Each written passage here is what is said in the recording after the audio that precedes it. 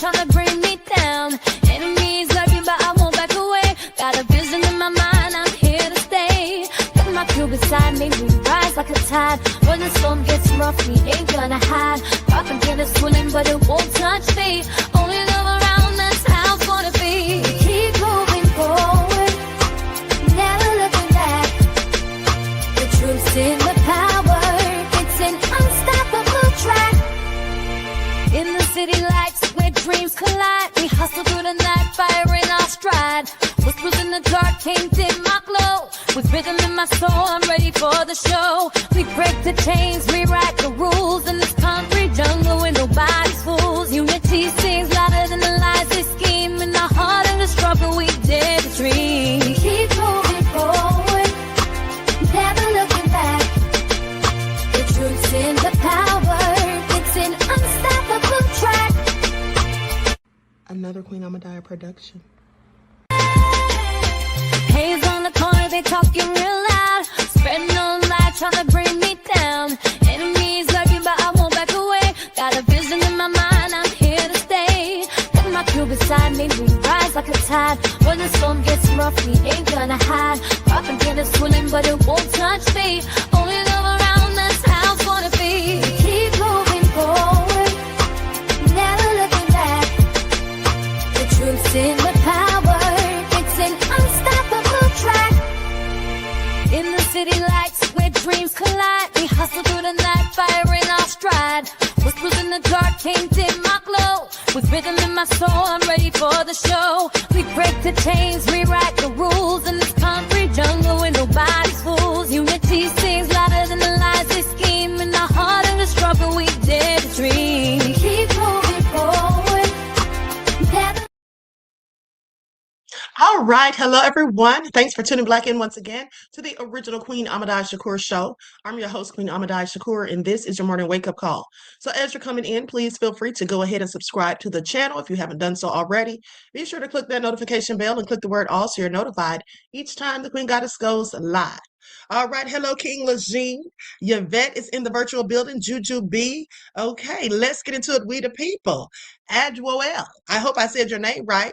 All right, with that all being said, I see you, Pearly, Nessie X. All right, let's get into it. Okay, everybody hit that like button. I see you, Bronze Flat Power God. With that all being said, shout out to all of my loyal royals and everyone tuned into the Queen, and a big shout out to my moderators, because y'all know they be putting in work. Okay, so with that all being said, let's have a brief word from my sponsor. Hey, Christopher, Nessa G, Claudette. Black Airman is in the virtual building. All right, so let's have a brief word from my sponsor at 12 Tribes. Do not buy 12 Tribes on Earth hair growth oil and hair magic elixir unless you want super healthy, gorgeous hair that grows. They have a whole line of amazing hair growth products, including hair growth leave-in conditioner spray, hair growth shampoo, hair growth spray, and hair growth butter. I'm starting to sense a theme here. They include quality natural ingredients. They smell amazing, and you can see the results for yourself. So if you're looking for healthy hair growth for your natural or relaxed hair, try 12 Tribes on Earth today.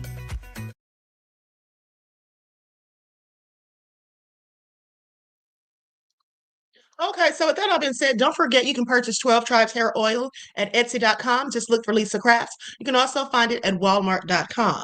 Okay, and she also sells beard oil. And Christmas is coming up in a few days. So if you know anyone that wears their natural hair, you might want to purchase some for them, okay? And you don't just have to wear your natural hair. You could use, you may have protective styles and wear weaves or whatever. But nonetheless, it is very good for your hair. Okay, so listen, we have a whole lot to cover. I actually don't know if I'm even going to talk about all of this stuff. Okay, I might have to end up doing another live later. But for now, let's get into it. Because Trump is under fire about this whole Epstein debacle. And if you all didn't see that video that has resurfaced, I shared it everywhere on yesterday. Okay, so let's get into it because I find it all egregious. And remember, this is you all's president, okay, of the United States. All right? This behavior is absolutely deplorable. And if Trump was doing this stuff in public, one can only shudder to think what he's doing in private. Okay? Are you ready? You ready? You like it? You sure? Okay. On her way to work one morning, down the path along the lake, a tender-hearted woman saw a poor, half-frozen snake. His pretty-colored skin had been all frosted with the dew. "Oh, well," she cried, "I'll take you in, and I'll take care of you. Take me in, oh tender woman. Take me in, for heaven's sake. Take me in, oh tender woman," sighed the broken snake. She wrapped him up, all cozy, in a curvature of silk, then laid him by the fireside with some honey and some milk.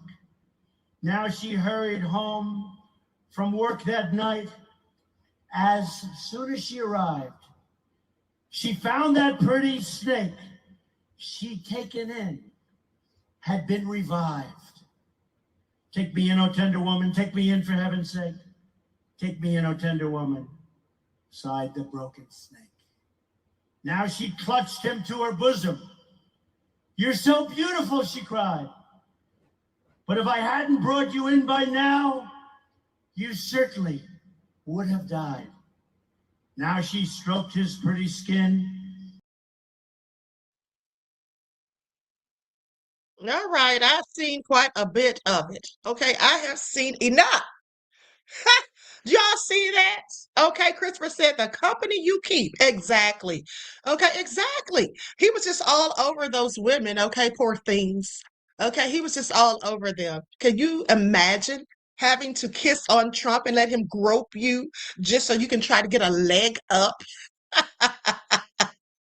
Yes, that was his voice, beloved. I am so done.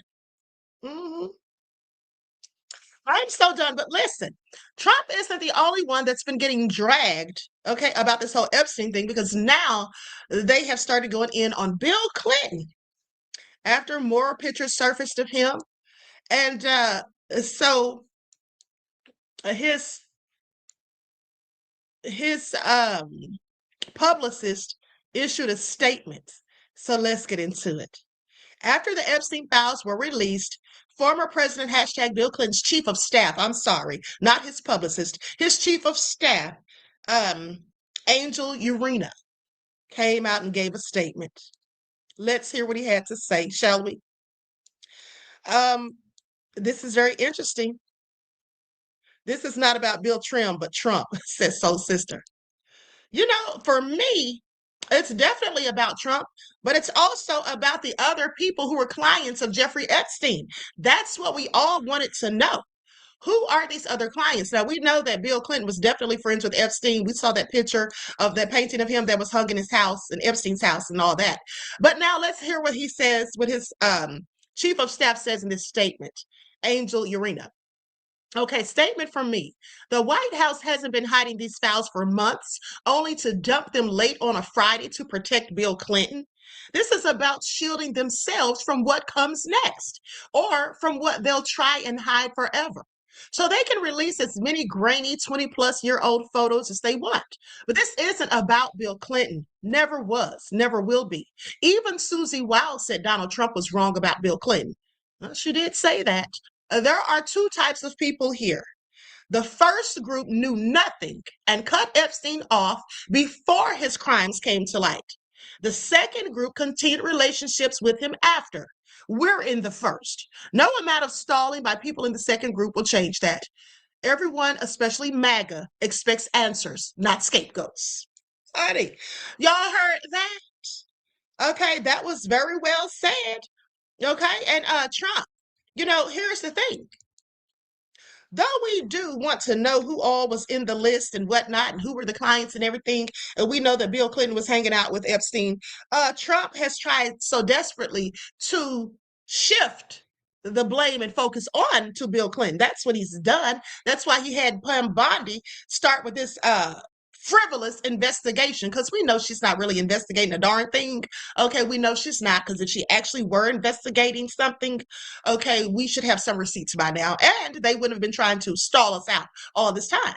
So they don't really want any answers. The only thing Trump wants is to just, continue to hide facts and things like that. And basically, yeah, Dynamic Quality Universal said Trump is all over those files, allegedly. Yeah, he is. Mentioned at least 1,500 to 2,000 times, if memory serves me correct. Okay, but they keep saying that he didn't do anything nefarious. Okay, maybe he didn't, but it all looks suspicious. And it even looks more suspicious when you don't want to release the files and you're trying to use stall tactics. And then you tell Pam Bondi to start an investigation into Bill Clinton and other prominent Democrats, like you're trying to have them be the focal point of it. Okay, when we all know that Trump was the one that was best buds with Epstein. No matter who else was hanging out with him, Trump was his literal best friend. Okay, and that's just what it is, according to Epstein's own brother and others. Now, another thing I wanted to point out and mention is we all saw the other day when the files were released, when more information was released, that Michael Jackson and Miss Diana Ross were also pictured with Epstein. Okay, y'all see the picture right here. There it is again. Now, with that all being said, now it has been alleged that the only reason that Michael Jackson or Diana Ross were there, let's get into it. This came from the Shade Room. Okay, this came from the Shade Room. And so they say that, quite frankly, Michael Jackson is joined by former President Bill Clinton. United States, April 24. Michael Jackson is joined by former President Bill Clinton for a night at the Apollo, a Democratic National Committee fundraiser at the Apollo Theater to kick off the Every Vote Counts National Voter Registration Drive. Okay, so they're saying that, honey, Michael Jackson, Diana Ross were there on official business. They had nothing to do with the nefariousness. They were there trying to help the Democrats. Okay, so that's what they say. All right, and I believe it. Okay, I believe it until further notice. All right, I can't ever picture Diana Ross doing anything nefarious, and nor Michael Jackson. Okay, and despite lies and rumors put out on Michael Jackson, he was acquitted. Okay, so let's just clarify that. Okay, because what y'all won't do is tarnish Michael Jackson's name any further, and you sure won't tarnish Diana Ross's. Now, there are some people who did nefarious things with Epstein and knew all about what was going on, and I do believe that one of those people was, in fact, Naomi Campbell. That's my opinion. Okay, I did a whole video on her and his relationship and some shady things that I saw. And with that all being said, Trump, Bill Clinton, Naomi Campbell, okay, and others like Steve Bannon, all these people are just suspicious to me. Alex Acosta, why did he give Epstein a sweetheart deal? Okay, I'm sorry. Make it all make sense. Now, with that all being said, let's talk about it, because Jasmine Crockett has a lot to say about the Epstein files. And then also, did you all know that 60 Minutes staffers threatened to quit? Okay, because they were supposed to be having an interview with Trump and Stephen Miller. Okay. And so they threatened to quit. First of all, they didn't want to talk to Stephen Miller, and I couldn't blame them. So we'll get into that in just a second. But now let's go to this report by Miss Jasmine Crockett. DOJ is protecting Trump while Epstein survivors are ignored. Okay, so let's get into it.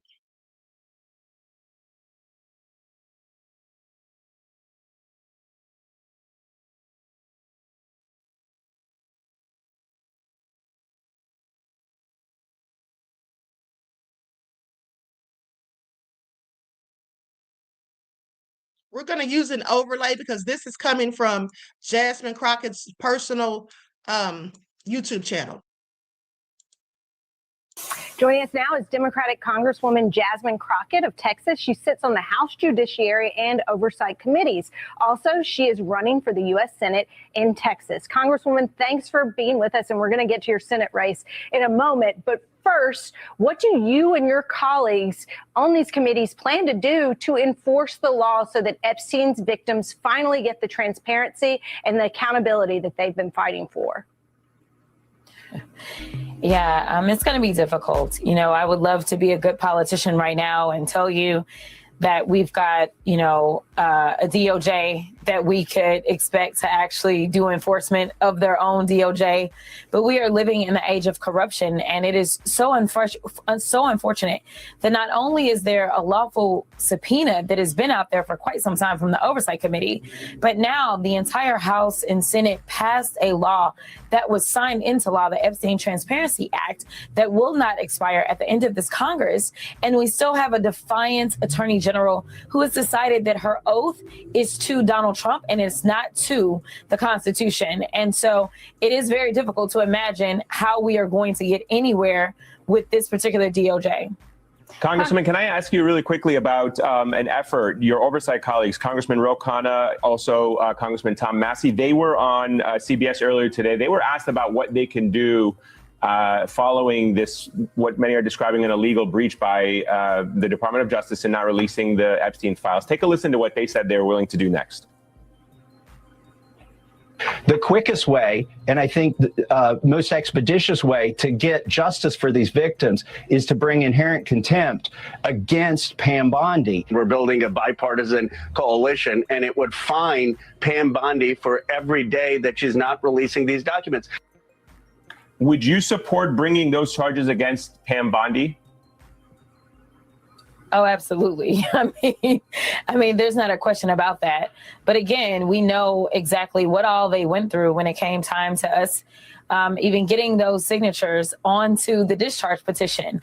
I mean, for everybody that thinks that it's a mistake or thinks that the timing isn't questionable about the fact that we got out on Friday and instead of us actually being in, and it just so happens to coincide with the day that the DOJ was supposed to do their production. I mean, this is all obviously an effort that not only the speaker is involved in, we obviously have the DOJ and the White House involved in this cover up. And so, we'll see. Will Mike Johnson have his members under control to the extent that we're unable to get the numbers? But we know that this speaker is willing to shut down the House if it means protecting this corrupt president and his administration. Congresswoman, have you been in touch with any of the Epstein survivors since these documents came out? And if so, what have you heard from them? No, I have not. Obviously, we have the release once we were released from our duty. We were released on Thursday, and I've not been in touch with them since then, no.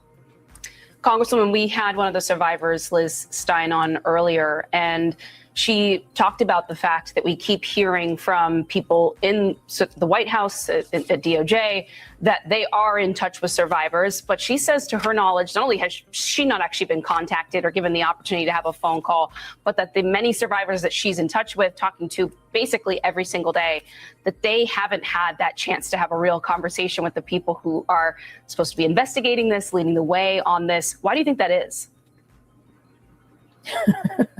I mean, I think we all know why it is, but I appreciate the question. These are people that are more interested in covering for pedophiles than they are seeking justice for these survivors. And that's actually how we all got here. I mean, I think that, yes, it was great that he went out, he made a campaign promise. But as we know, this president is good at making promises and terrible on actually following through on those promises. We know that part of the reason that there was a rift between Donald Trump and truly one of his most loyal supporters, Marjorie Taylor Greene, was actually over this very issue. I mean, Marjorie was trying to make sure that the president was in touch with the survivors and would sit down with the survivors. She was trying to be a go-between, something that I could never be for this particular president, and she was unsuccessful. And instead, he decided to call her a traitor. He decided to go against her. So it is clear that this administration knows that this president is involved as it relates to these Epstein files. In how many ways, we don't know, but we know that they are willing to do everything that they can to cover for him. And frankly, the people that are still standing by him, honestly, I don't think that it really matters what all he did. They're going to stand by him anyway. And they could actually move on from this if they would just go ahead and be transparent instead of doing things that put the survivors into a worse position, instead of actually allowing those donors of his, those friends of his, those other powerful men that still may be involved in some sort of sex trafficking, allowing them to have a pass and allowing them to remain in the shadows. And that's absolutely correct. Did you all not think about the fact that some of these people may still be involved in this trafficking? Okay, I absolutely believe it. Now, with that all being said, some news just came out about Ghislaine Maxwell. We'll get to that in a second. This is interesting. Okay, but first, let's talk about the Epstein files release prompts threats of holding AG Bondi in contempt. Let's go to that report.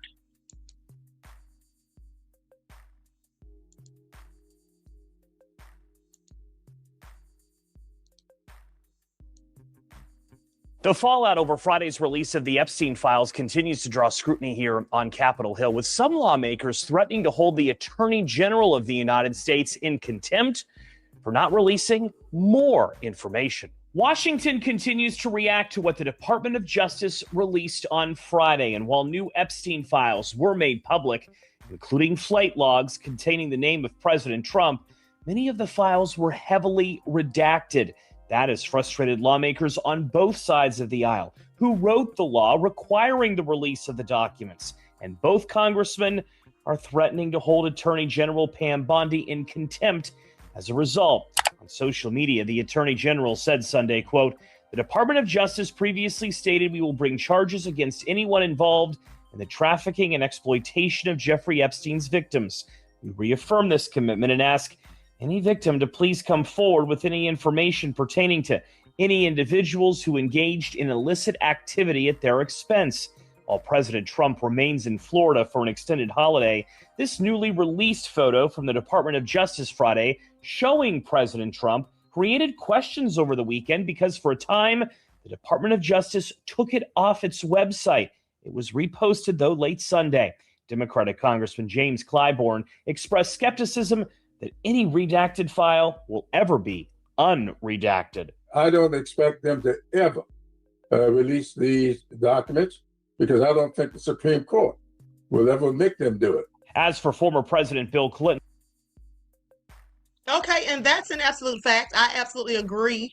Okay, I told you all they're never going to give us anything significant, just a bunch of BS to keep us, waiting and watching, I guess. Who was featured prominently in Friday's release. A spokesman for Clinton claimed that he was being made a, quote, scapegoat by the Justice Department. Clinton has long denied any wrongdoing. Virginia Democratic Senator Tim Kaine, though, did say Sunday that the former president, quote, should address the newly uncovered photographs. Joe St. George, Scripps News Group, Washington. Right. Okay, so he basically did address it via his chief of staff. Okay, via his chief of staff, he has addressed it. Now, here's the thing. Why Bill Clinton seems to be under fire is because of the nearly naked picture of him soaking in that hot tub with some unidentified woman. Okay, and they're calling it, according to the New York Post, his reckoning. Did they get that from 50 Cent's Diddy documentary? I have questions. So former President Bill Clinton is photographed reclining nearly naked in a hot tub with an unidentified woman at his waist and files kept by late PDF file Jeffrey Epstein, drawing strong reactions, including an ex-aide's pronouncement that this is his reckoning. Clinton, who's now 79 years old, is shown in many other images in the sprawling cache of Epstein files released Friday by the Justice Department, including with his arm wrapped around a young lady on a plane. So they say the ex-president is seen vacationing with the now notorious predator in the UK, traveling with him to Brunei and Thailand, and attending the 2002 wedding of Moroccan King Mohammed VI. Now, the extent of the Democrats' appearance in the files drew shock shortly after the DOJ's heavily redacted dump of thousands of records in compliance with a congressionally mandated deadline. In one image, Clinton is shown frolicking in a swimming pool, no less. They didn't say frolicking, did they? With Epstein's girlfriend turned Madam Ghislaine Maxwell, who served a 20-year prison sentence for sex trafficking crimes. They say this is his reckoning. I mean, if you turn on CNN, that's what they're talking about. I've gotten a million texts about it. This is what a former Clinton aide said. People are like, I can't believe he was in a hot tub. Who's that woman in there? She's at, body level. I mean, it's like unbelievable. It's just shocking. Please sit down somewhere. Why are they acting like this is so appalling to them and so shocking when we know that Bill Clinton was messing around with some black woman in Arkansas allegedly and the lady gave birth to a black child, biracial child who looks just like Bill Clinton. Looks just like him, in my opinion. This is all alleged. But anyway, with that all being said, we also know about Monica Lewinsky and that blue dress and what stain was on it. So please, don't act like you're so perplexed. Okay, y'all know who Bill Clinton is. We all do. At least we should. Okay, if we're just being honest. Now, the ex-aide said Clinton's heavily documented interactions with the PDF file are likely to shape public opinion after a year-long feeding frenzy of conspiracy theories about powerful men who may have gotten away with misconduct. Well, of course they got away with it, please. Okay, Clinton is Prince Andrew. He's kind of done. He was already done before, but now he's even more so done. Okay, this is what someone said, comparing him comparing the two once powerful men. They say people have to be brought to justice. And if they did these things, there's no question about it. Now, the initial document dump on Friday is light on mentions of President Trump, fueling complaints from Democrats that the Justice Department did not comply with the law by releasing all of the files. Now, the sitting president, who had been friends with Epstein until 2004, emerged relatively unscathed through a probe that shows Epstein and a woman posing with a check that Trump allegedly signed in 1997 for the amount of $22,500. A different previously released image of that check emerged from a 2003 birthday book for Epstein with an attached note allegedly written by businessman Joel Pashaw saying, Jeffrey showing early talents with money plus women, sales fully depreciated. A woman's name was redacted, and it says to Donald Trump for $22,500. Now, the Wall Street Journal previously reported that the woman in question was a wealthy European, then in her 20s, who severed all ties with Epstein around 1997 and had no romantic relationship with either Trump or Epstein, according to her attorney. Well, of course she'd say that. Do we believe her is the question. Now, the document dump features Clinton prominently, however, including showing the Democrat touring Winston Churchill's Second World War room in London. They say Clinton appears charmed to be in Churchill's old digs, beside the 1940 era maps, records, and telephone, and surrounded by wax figures representing the British top military personnel and aides at the time. Now, Epstein, Maxwell, Clinton, and the Rolling Stones frontman Mick Jagger were also snapped at a dinner photo together. Jagger and Clinton could be seen cozying up to a woman whose face was blacked out in one image. Now, in the Southeast Asian nation of Brunei, Clinton and Epstein are photographed posing together in shiny silk shirts. And so other snaps show them taking in the sights of Thailand and traveling in Morocco. Yet another photo is labeled Clinton trips, New York, LA, and London. One picture shows the ex-president about a plane, I think they meant aboard a plane, with a disgraced pop icon Michael Jackson. Now, the Justice Department heavily redacted the files, meaning there may be additional embarrassing or potentially incriminating images lurking. The redactions made it impossible for the public to know the identities of the women or girls photographed with Clinton, who was impeached in 1998 over his affair with his 22-year-old White House intern. Okay? So what do y'all think? Do y'all think this is detrimental for Clinton? Or do you think nobody at this point really cares? What do you all say? Claudette Moore said, disgraced Michael Jackson, shaking my head. Nessa G said, we know who Clinton is. They need to acknowledge the same of their master. Exactly. Okay, that's exactly what they need to do. All right. So that all being said, let's continue. Now, let me ask you all something, because you all know that I told you that there's something going on with my audio, so I can't hear music when I play it on this live. Now, is the music too loud? Once in the chat, if the music is too loud, do I need to turn it down? Is the background music too loud? Somebody let me know. on. Reggie says nobody cares. Clinton already had Lewinsky.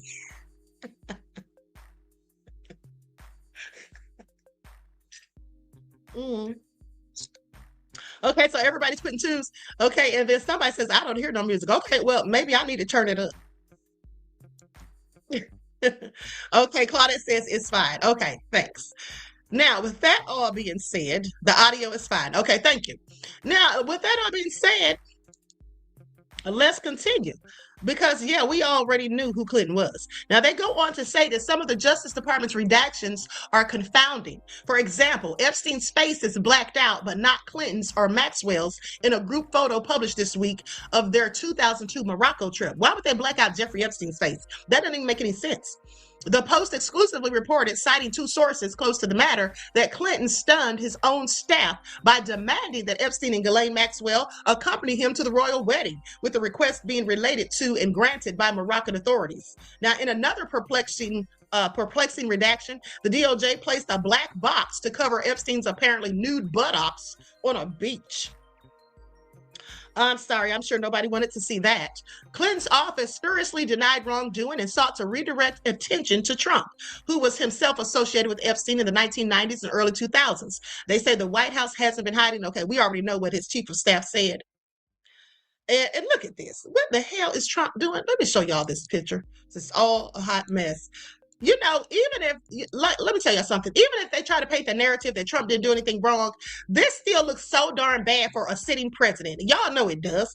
Imagine if this had been Barack Obama. Hold on, let me take this overlay off of here. Imagine had this been Barack. Okay? Let's get this.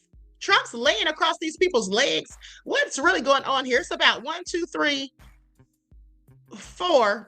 I think there's somebody even behind him. There's like probably 4 or 5 women, and Trump sprawled out across their leg. Okay?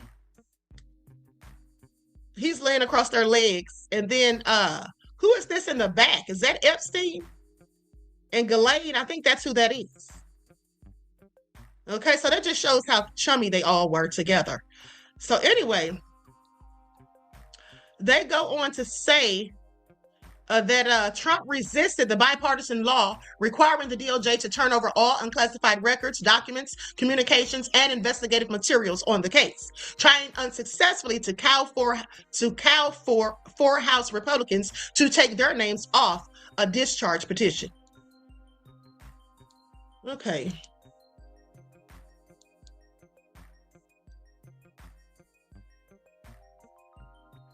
All a hot mess, clearly. Now, as I told you all, they're going in on Pam Bondi, saying that she needs to be held in contempt and all of that. And, you know, her and Trump are both getting much of the backlash, as they should. Okay, lights up, everyone, please like and share. Now, here's what I thought was interesting. You know, there was a Haitian who died in custody. Okay, they say he died, but I think he was killed. I just find it very interesting because his family said that he had no health issues or whatever. This man was taken into custody by ICE and was dead the next day. Okay, so the family is now speaking out. Dynamic Culture says, I like how they call the current sitting president, because Trump damn sure ain't doing any kind of exercise besides running his mouth allegedly. Yeah, he's literally a sitting president, beloved. You're absolutely right about that. Thank you for your insight into the topic and your contribution to the channel. I appreciate you. Peace, love, and blessings. Okay, so now let's talk about this man that turned up dead. He was an ICE detainee and turned up dead. Okay, the family demands answers. This is an exclusive. Family demands answers after ICE detainee's death. Oh, so sad. Like, what is going on here? Hold on. Let me go to this other report first. Let me pull this one up first.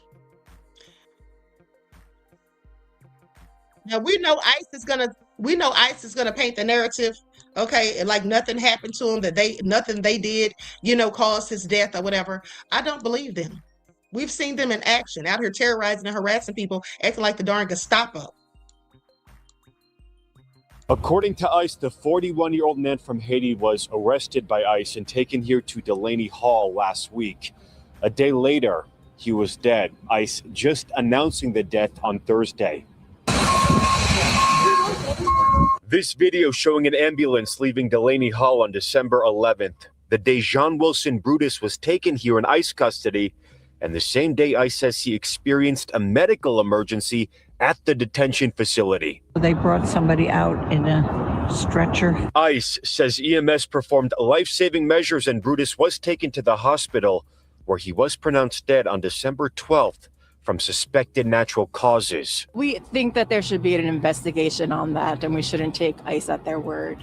Advocates, including Melissa Munoz, gathering outside Delaney Hall Friday night, calling the death foreseeable. We've heard many cases of there being, lack of response when persons inside, our community members inside, did not receive the medical care they need in time. According to ICE, Brutus had no signs of distress during intake, nor a medical history of cardiovascular issues. We feel very much for his family and his friends. ICE says Brutus entered the U.S. illegally in 2023 and was taken into custody by federal officials after being arrested for criminal trespassing multiple times. This community member, right, they shouldn't be given a death sentence for being undocumented. Viri Martinez is with the New Jersey Alliance for Immigrant Justice.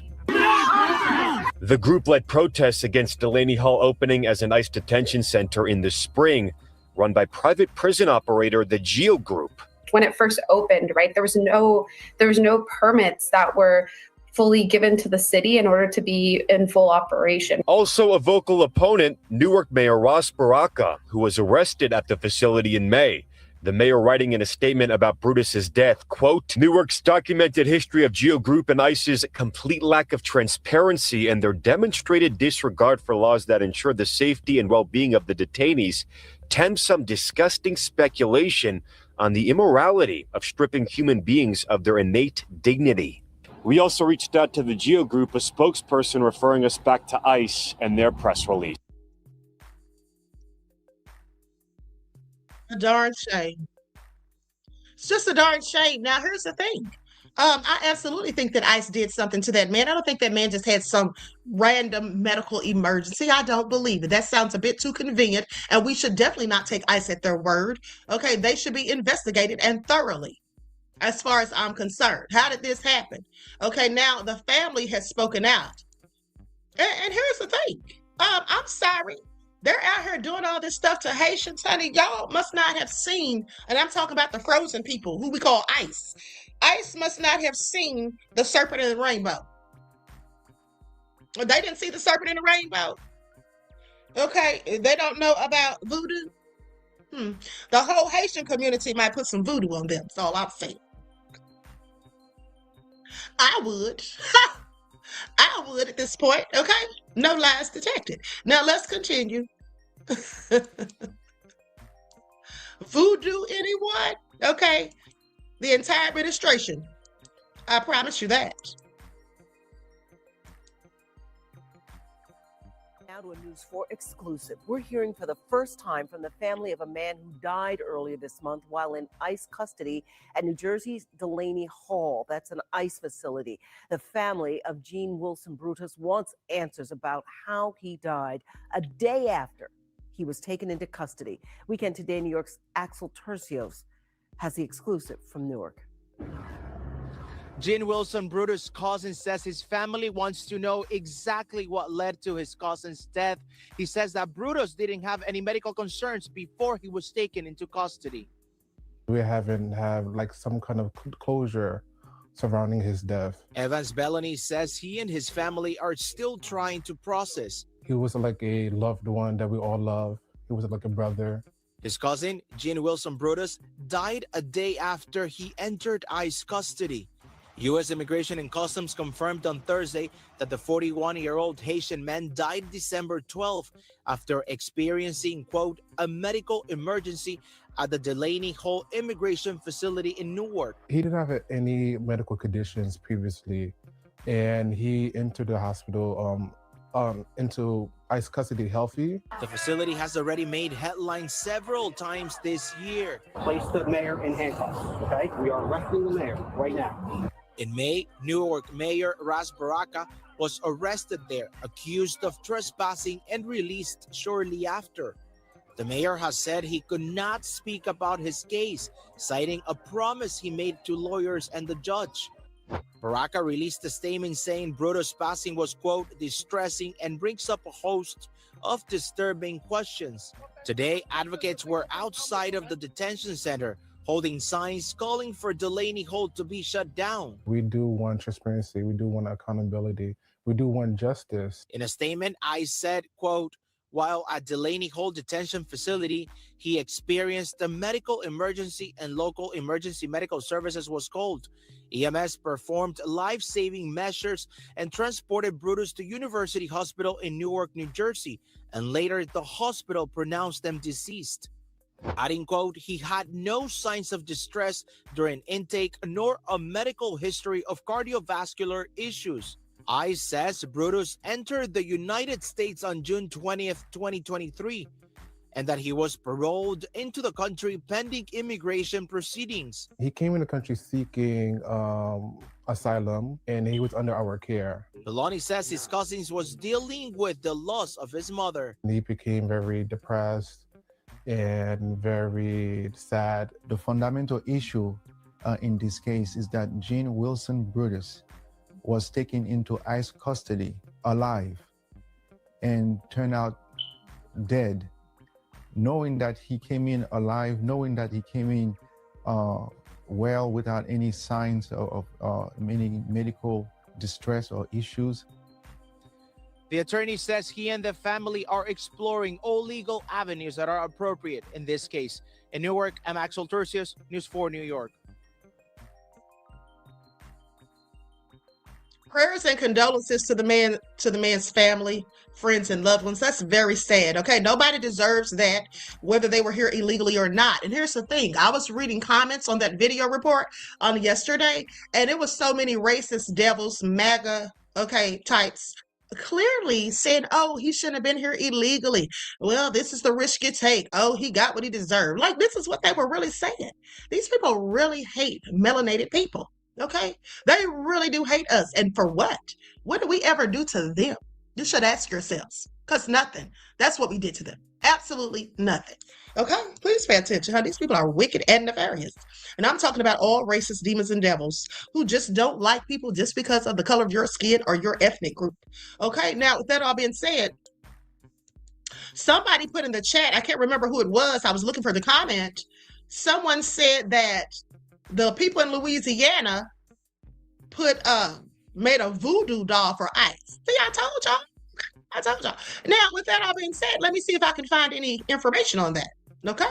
Not a voodoo doll. See, I'm telling you, I just know how people would likely think. Okay? Here it is, reported 3 days ago by Shreveport Times. Voodoo doll of an ICE agent found posted to a tree in New Orleans. Lord have mercy. Y'all hear this?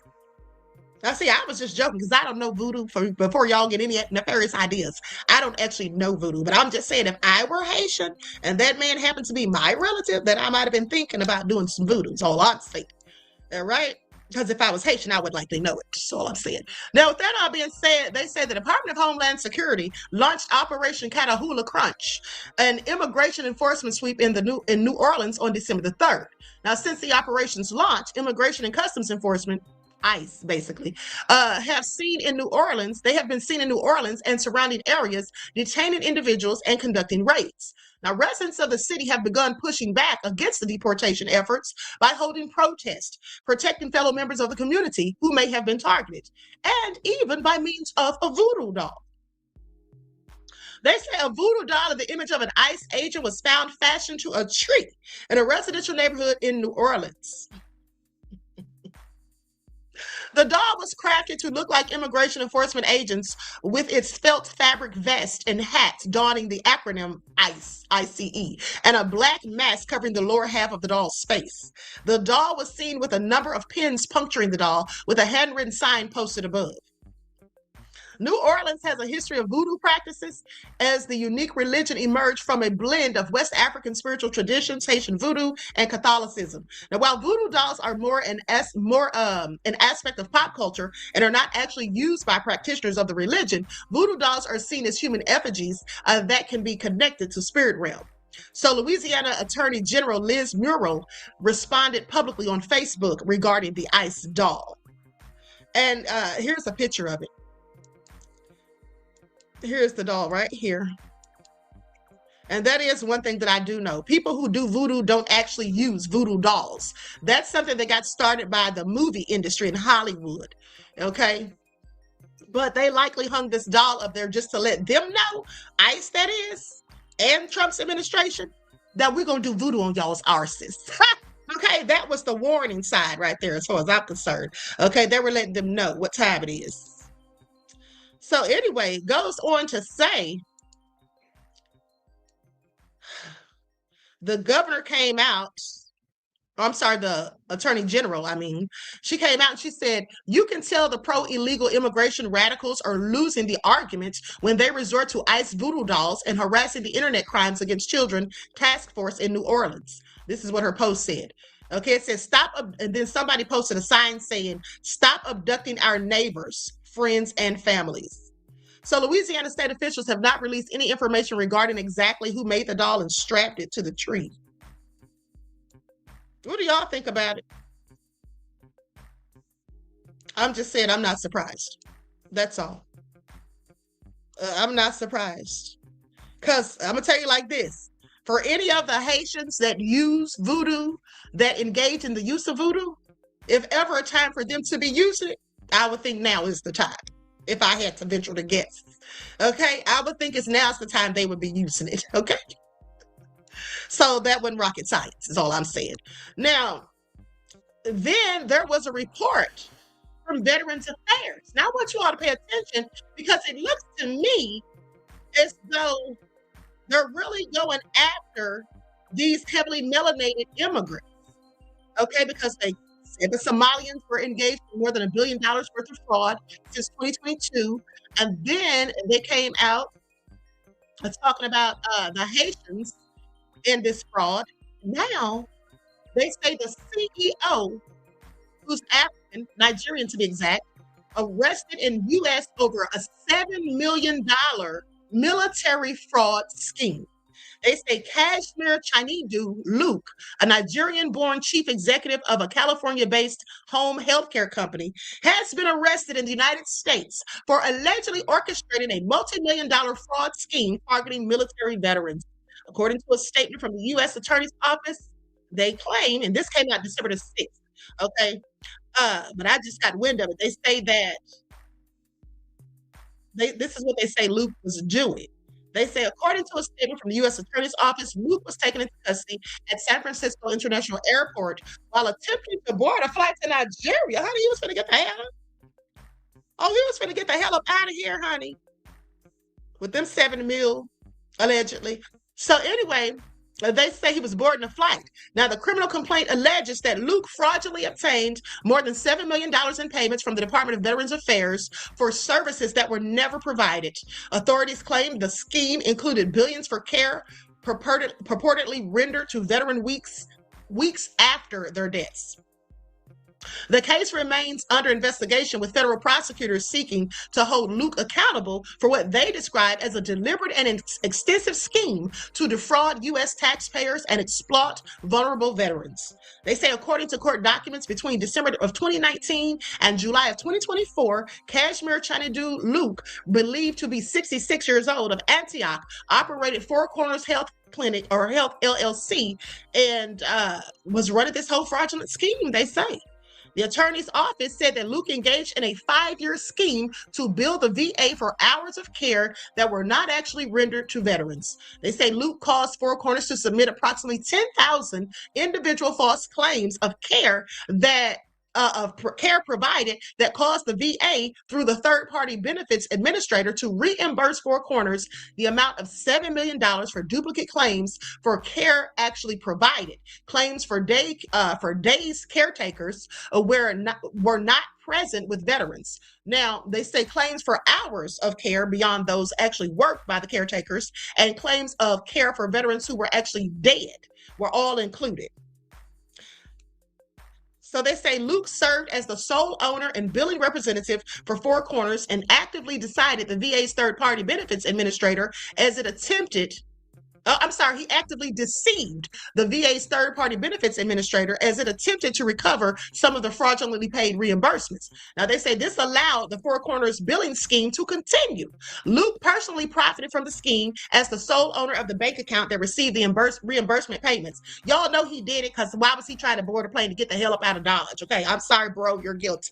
So Luke spent, in my opinion, Luke spent reimbursement payments immediately after being paid by the VA, either by spending lavishly on personal expenses or by promptly transferring the funds across a network of bank accounts throughout Asia and Africa. Ooh, honey, they slept. Do y'all hear this? I want y'all to pay attention to something. Okay, Nene said defrauding veterans who already get crappy benefits. What a monster. I absolutely agree. This really ticks me off. And speaking of veterans, I have to go in a few days to help a veteran fill out their paperwork to get all of their benefits. Okay, that's something I told you all I do is charity work.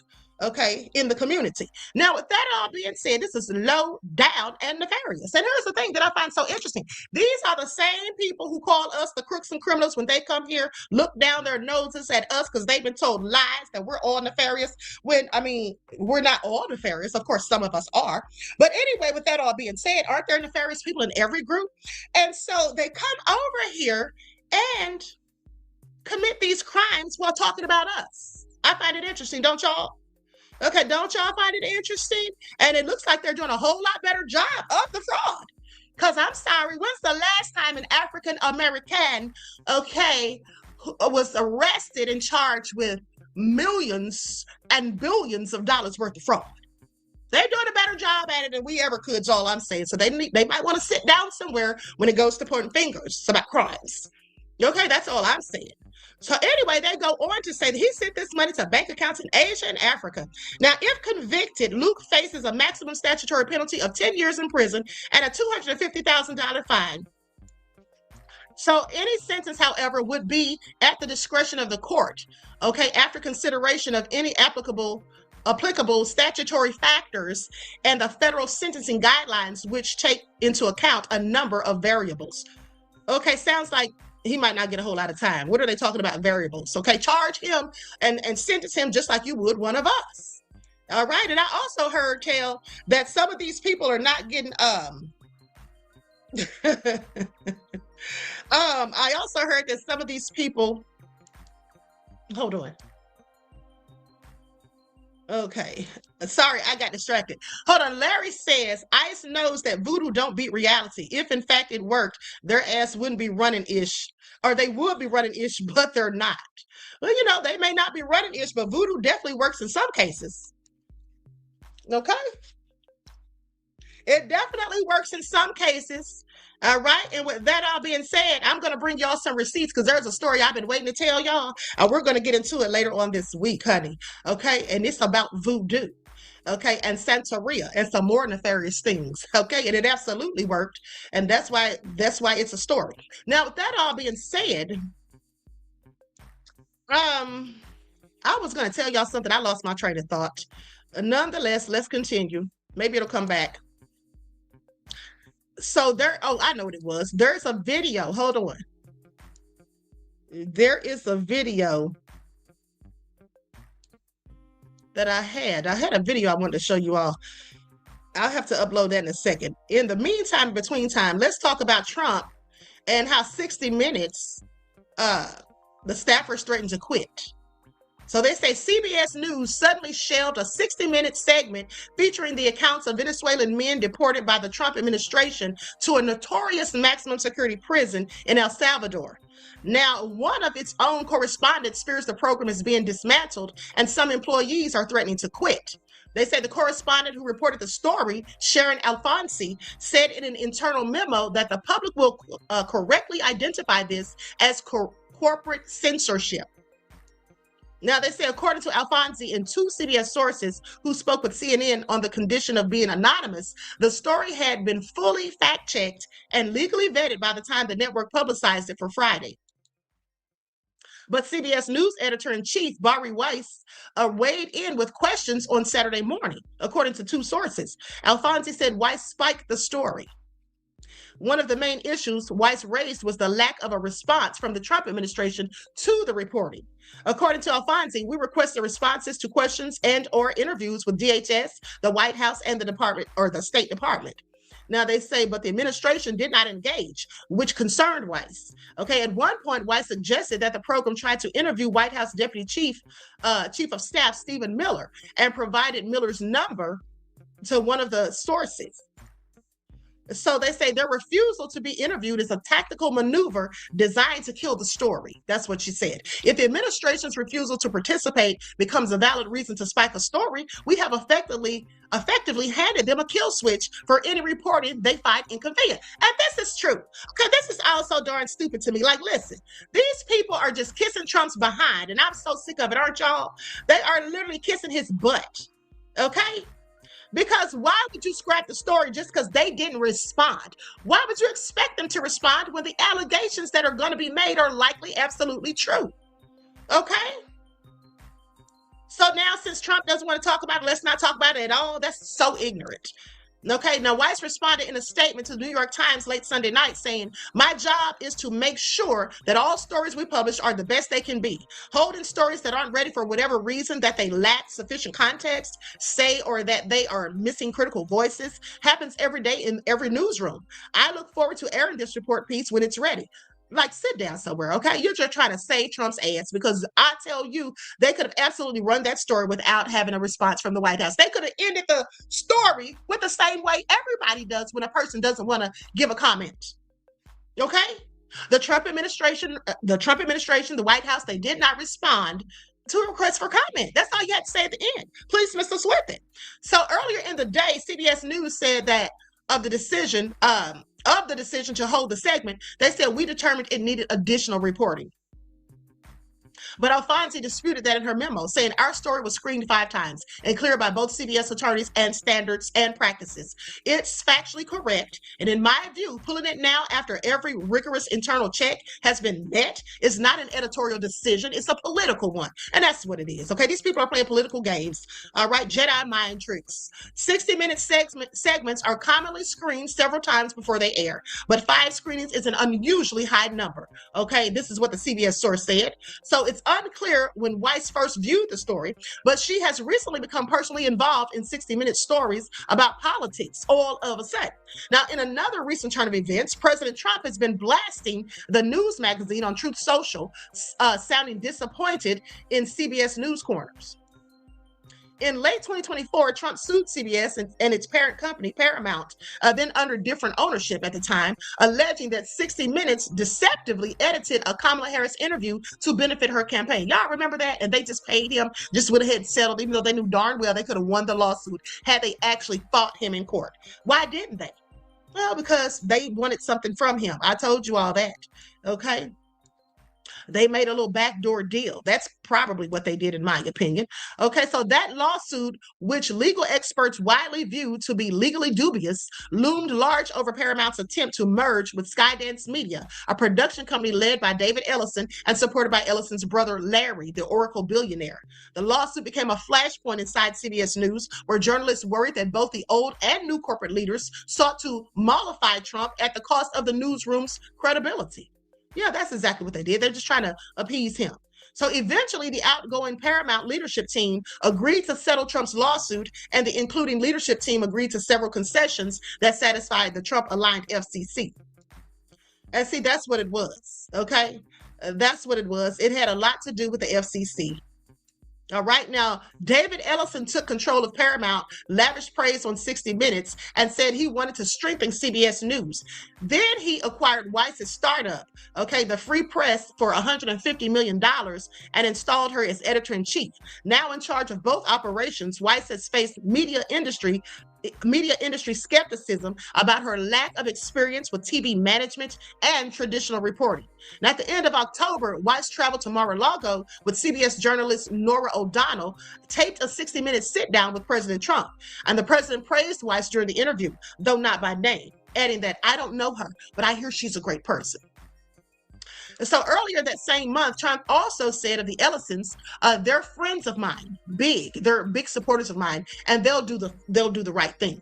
Now, over the past 2 weeks, however, Trump has lashed out at Ellison, who is currently waging a politically sensitive, hostile takeover bid for Warner Brothers, Disney, CNN's owner.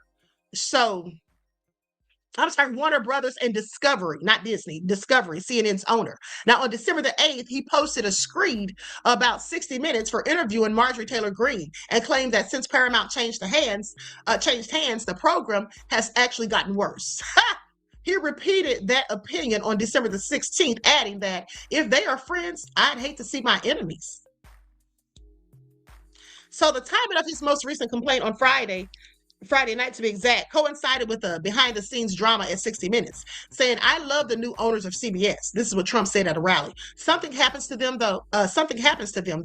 60 Minutes has treated me worse under the new ownership than they just keep treating me. They just keep hitting me. It's crazy. By then, CBS was already promoting the upcoming story titled Inside the Seacott. Now, Friday afternoon's press release was said correspondent Sharon Afonso speaks with some of the now released deportees who described the brutal and torturous conditions they endured. Okay. So, I mean, what do you all think about all of this? Now, Afonso said in her memo of these interviews, these men risked their lives to speak to us. We have a moral and professional obligation to the sources who entrusted us with their stories. Abandoning them now is a betrayal of the most basic tenet of journalism, giving voice to the voiceless. What do y'all think about them scrapping this interview? What do y'all have to say about that? Do y'all think that was for Trump's benefits? Do y'all think that was for Trump's benefit? Likes up, everyone, please. Like and share. Thank you in advance. So anyway, with that all being said, let's continue. Because I'm just really so annoyed by these people all just kissing Trump's ass. Because that's what's going on here. Okay? That's exactly what these people are doing. All right? This is what they're doing right here. Okay? That's what they're all doing, Democrats included, as far as I'm concerned. So anyway. And now, mind you, the governor of Colorado is very upset with Trump at this point because he's accused Trump of playing political games after FEMA denies disaster request. Which is just low down and dirty, because why are you not giving these people disaster relief? Okay, let's get into it. Let's get into it. They say Colorado Governor Jared Polis, a Democrat, on Sunday accused President Donald Trump of playing political games after the federal government denied disaster declaration request following wildfires and flooding this year in the Centennial State. Now, the governor received 2 denial letters from the Federal Emergency Management Agency, known as FEMA, late on Saturday. The letters came after Polis' request for major disaster declarations following wildfires and mudslides in August, and what Polis said was historic flooding across southwest Colorado in October. Now, Polis denounced the administration's denials and said the state would appeal the decision. So, with that all being said, you know, Trump is absolutely playing political games. And he's just giving the Democrats his butt to kiss. I don't know why some of them are still trying to protect this man. Are they in the Epstein files? Because I really have several questions. In 2024, there were 90 major disaster declarations across the U.S., nearly double the average of the past 30 years, and those are just ones serious enough to receive a federal response. Our next guest is here to show us some tips on how we can prepare for those natural disasters. Emergency hospital physician Dr. Kelly Victory joins us now. So great to have you this morning. Thank you for joining. So you've got a nice little collection here. Let's start with these in the middle. What's the most important thing you have here? We'll start with the fact that no one plans to be unprepared for a disaster. It just is that they haven't thought about it and they haven't thought that they are going to be a victim. So I recommend that every family put together a disaster plan, which includes putting together a go bag, those items that are critical to have in the moment. You don't want to be trying to build this in the midst of the disaster. What's in the go bag? Well, that's what we're going to talk about. Start with the most important thing, our medications. You would begin with the medications that you take routinely, whether it's for high blood pressure, asthma, diabetes. But importantly, you want to include an emergency medical kit like the ones we have at the Wellness Company. They have a broad range of antibiotics, antivirals, medications for nausea and diarrhea, things to treat and prevent common wound infections. So you want that to go in your go kit. Okay. Then obviously, you want to think about food. Food and water is very important, including for your animals. Don't think that you're going to leave your pets at home to fend for themselves. Think about your animals. They need to go with you. Things like flashlights, battery and solar powered, along with some additional batteries, rechargers for your telephone. Something that you don't, in the midst, as you're trying to evacuate, you don't want to think, oh gosh, do I have my phone charged? I can't find the batteries on a regular day.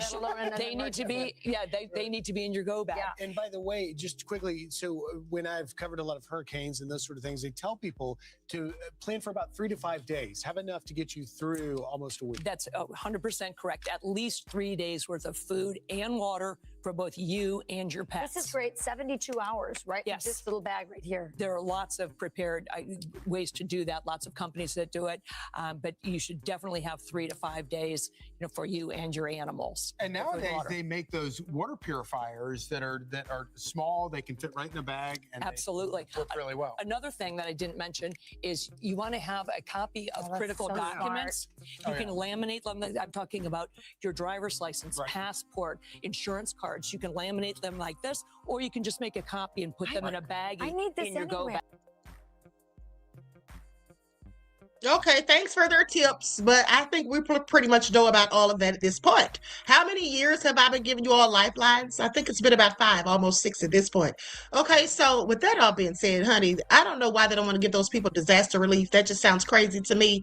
And then also I want to say about 60 Minutes pulling the segment, chickening out, okay, acting like whole cowards and letting Trump just punk them. All right. The thing is, Frontline PBS did a documentary on it.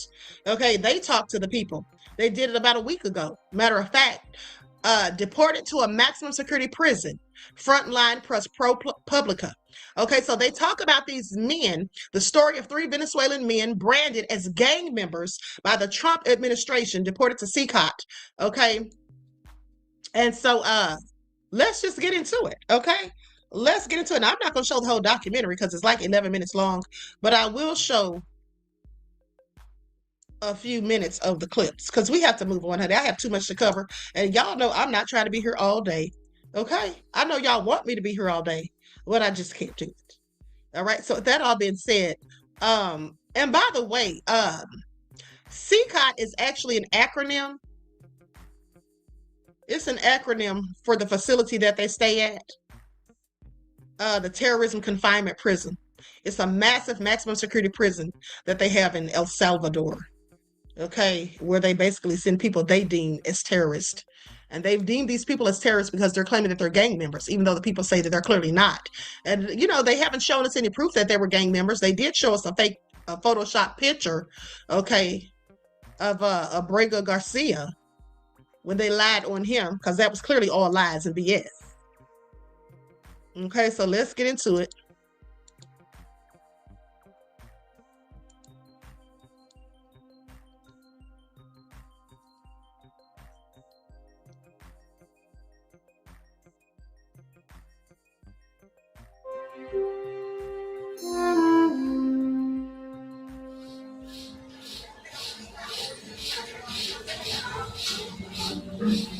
Mi nombre es Juan José Ramos. Yo soy de todo un poco. Soy electricista, soy técnico en reparación de teléfonos, también soy pintor.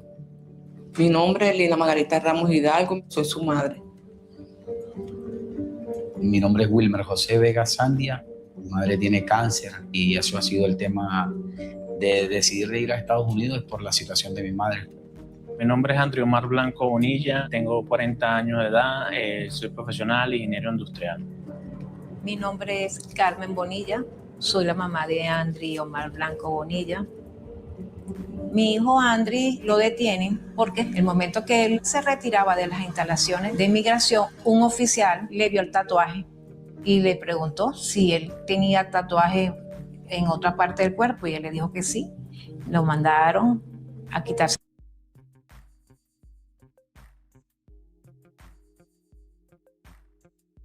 Sorry, I forgot I was muted. Okay, so I don't know if you all are reading the subtitles, but she basically says they told him to take off his clothes. La ropa. Me dice, tú He said to me, you belong to the Tren de Agua gang.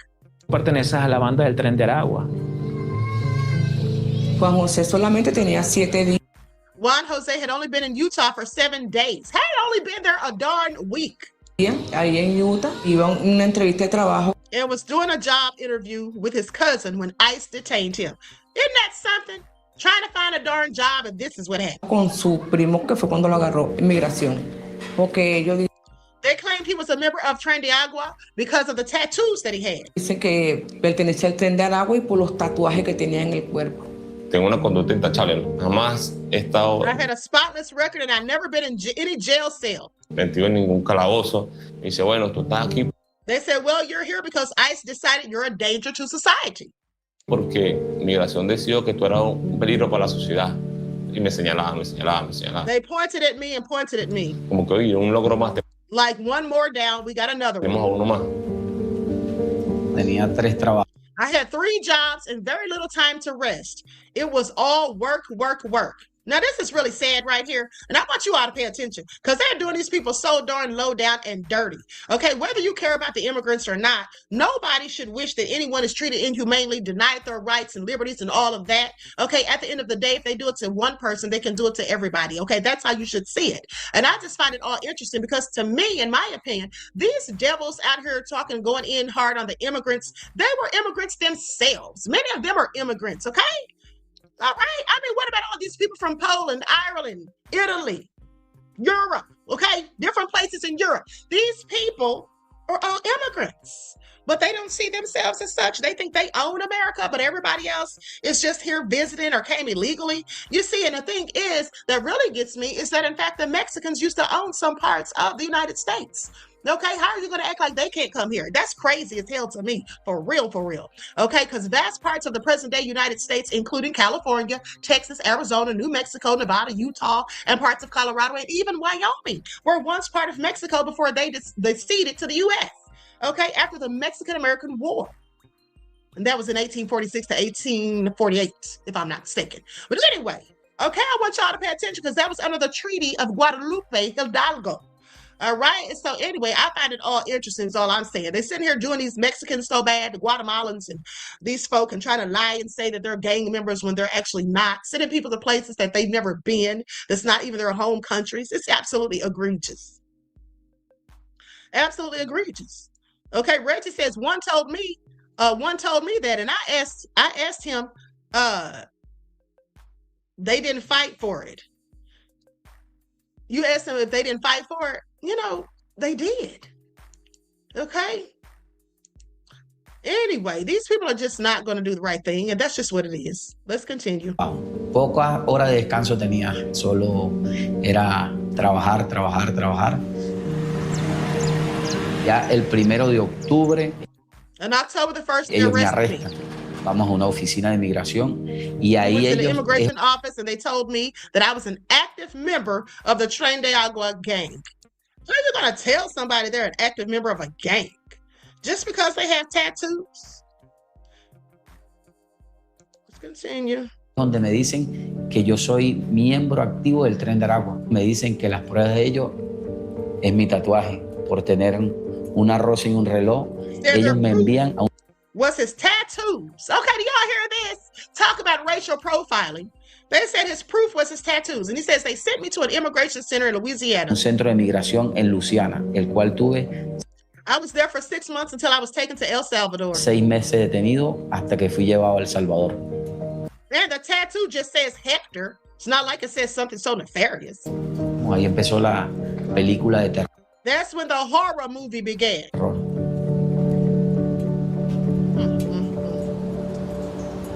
Surviving CCOT. The Trump administration deported hundreds of Venezuelans it says are members of a notorious gang, sending them to a prison in El Salvador. The Trump administration says they're members of a Venezuelan gang called Tren de Aragua. Salvador Center for Terrorism Confinement, known as SICAT, is the largest prison in the Americas and is infamous for its harsh conditions.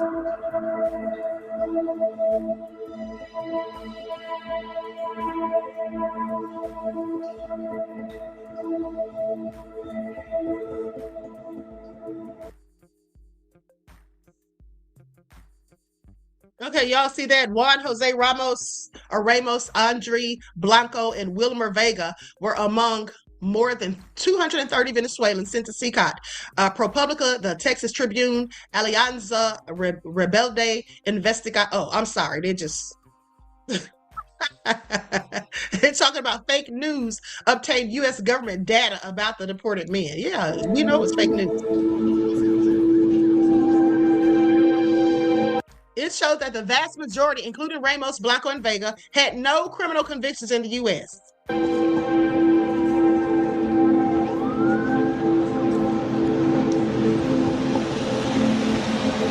Most had only immigration violations.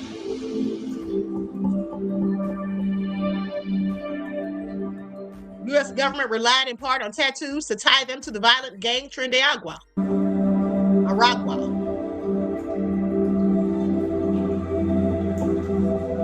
Tengo tatuado un padre abrazando a su hijo sobre los rieles del tren. I have a tattoo of a father standing on a train track hugging his son. Pero es un tatuaje donde But I got that tattoo for my son's sake. primeramente me lo hice por mi hijo. Nearly half were sent to SICAT in the middle of their immigration cases. Okay. Oh, darn shame. Including Juan Jose Ramos. Subió un oficial de allá del Salvador, nos dice, o se bajan por las buenas o se bajan por las malas.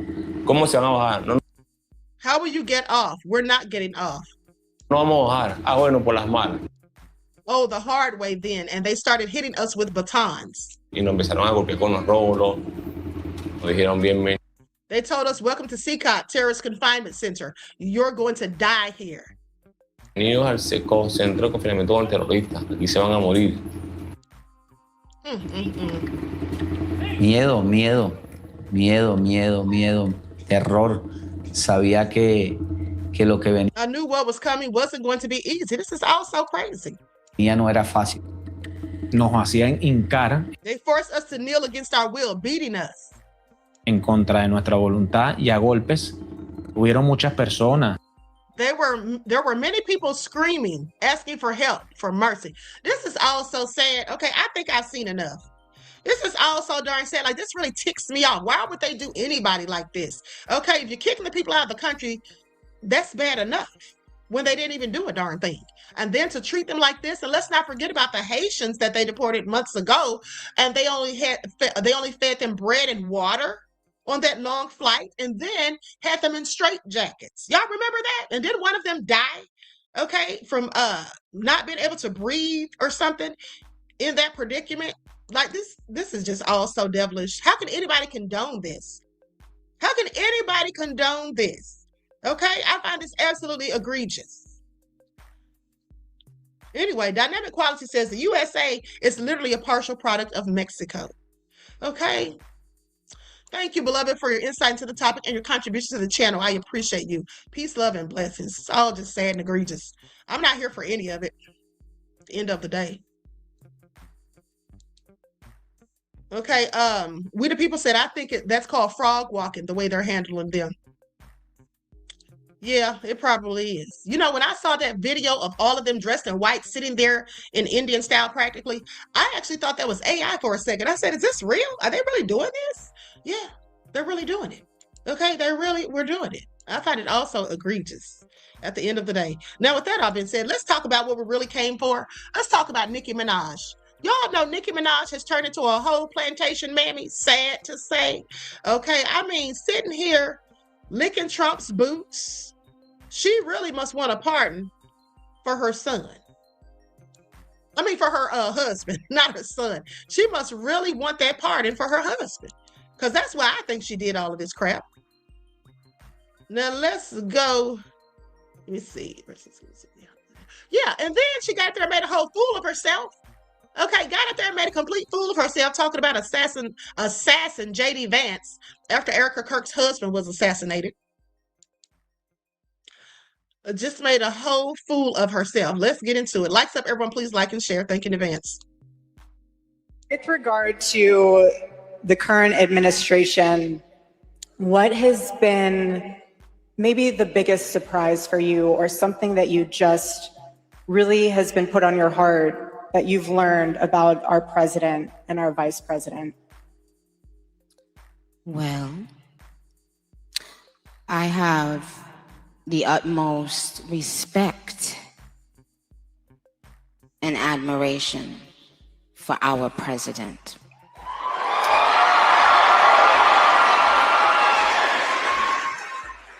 He intact.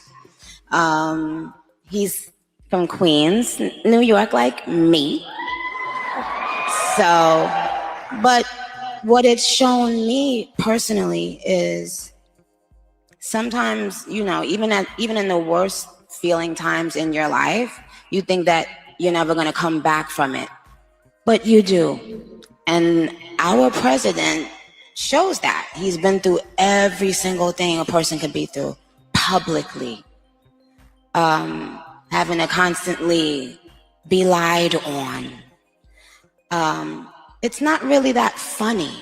Until you are in that person's shoes that's being lied on, you'll never understand what it feels like. That person is a human being. They have a family who has to read those lies. And that's not, and it's just not fair. But this administration. Now, this is how you know she's lost her damn mind. Sit there talking about people lying on Trump. Who needs to lie on him when he's the biggest liar of us all? Is he not? Pathologically, he lies. Okay, she's clearly a whole fool at this point. Nicki, this ain't it, boo. This is not it. Okay? This ain't it. Now, with that all being said, I wonder what the Barbs are thinking right about now. Are they, in fact, going to hold her accountable? Or are they going to hold her accountable? Because I have several questions. All right. I find it interesting. Lynn265, beloved, thank you so kindly for your contribution to the channel. I really appreciate you. Peace, love, and blessings. Okay. Good to know that somebody appreciates my hard work. All right. So with that all being said, honey, let's continue, because is she serious right about now? Sadly, she is. Is full of people with heart and soul. And they make me proud of them. Our vice president, he makes me, well, I love both of them, but they're both powerful men, smart, strong, all of that, but both of them have a very uncanny ability to be someone that you relate to. I can relate to them. When I hear them speak, I know that they're one of us. Like, I know that they're not. Don't you guys agree? They haven't lost touch of the world. You know, they're still connected to the world and what's happening in the world, with the younger people and old. This administration, rich people and not so rich people, they have the ability to still connect and be real and make us feel proud to be American. Girl, if you don't sit down with this whole load of BS, honey, she's clearly lost her mind. And did y'all know she talked about how handsome Trump was? I find it all nefarious, okay? Completely and utterly nefarious. And here's the thing. Nicki, aren't you from Trinidad? Trump doesn't even like immigrants, specifically the ones who look like her. Is she serious right now? Is she serious right now? And talking about they can relate to people. Who the hell can Trump relate to besides himself? All right. It's all sad. People and not so rich people, they have the ability to still connect and be real. Girl, bye. Y'all heard it. Let's go to the next.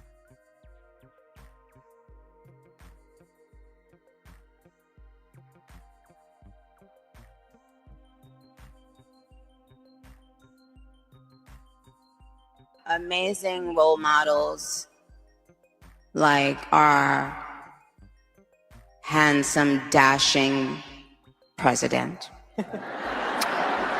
And you have amazing role models like the assassin J.D. Vance, our vice president.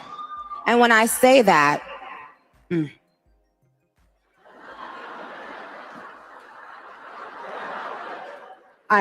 trust me, there's nothing new under the sun that I have not heard, so you're fine.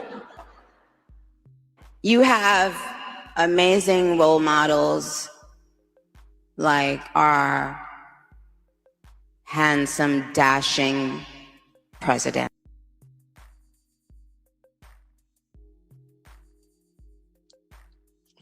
Now I'm gonna tell y'all something.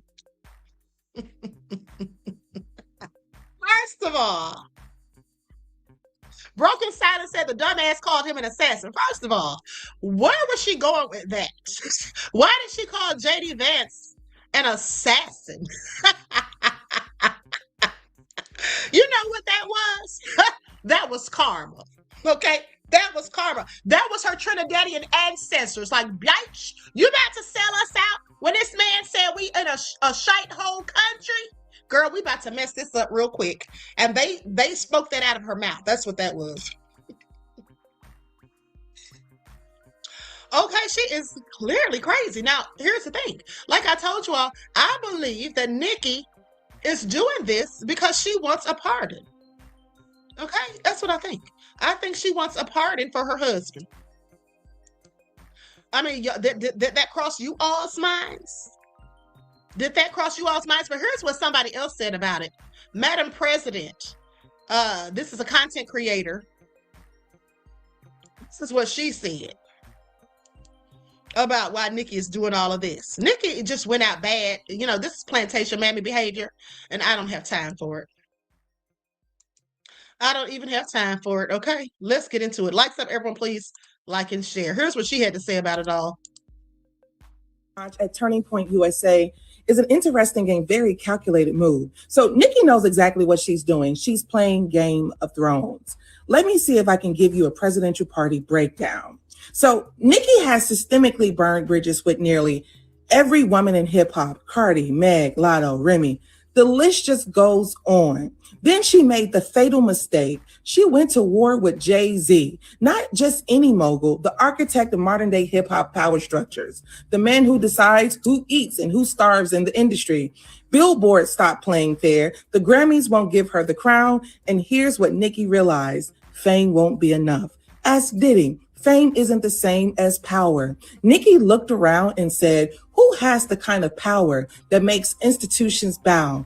And she found her answer: Donald Trump and the Republican machine.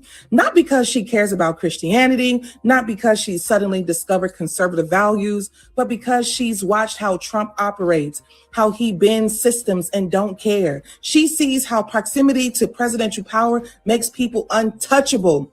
Nicki is doing what empires do when they are surrounded. She's seeking a bigger army. But here's what Nicki hasn't grasped about the art of war. The enemy of your enemy is not your friend.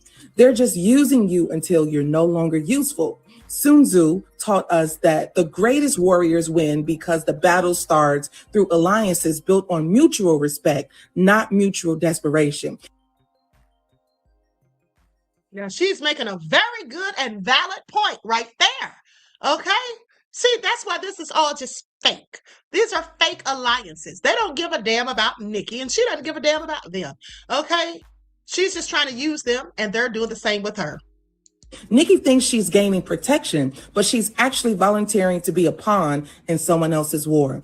Trump's coalition doesn't protect Black women. It consumes them. Ask Omarosa. Ask Candace Owens. When they're done with her, you think they're bringing Nicki to the table? Nah. She's on the menu. So the real art of war teaches this.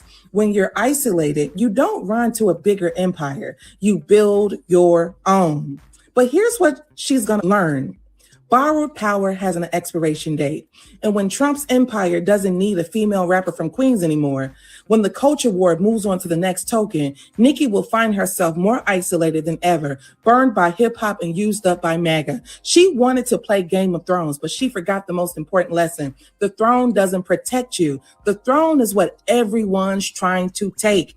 Nicki Minaj is desperate, and desperate queens make decisions that end dynasties. All hell Nicki. Unfortunately, someone is advising you in a very ill way. I'm Madam President with a Z, and I'm 100% politically incorrect, and I'm here to finish what Harriet started, move or die. All right, so this is interesting. Nicki Minaj at Turning Point USA.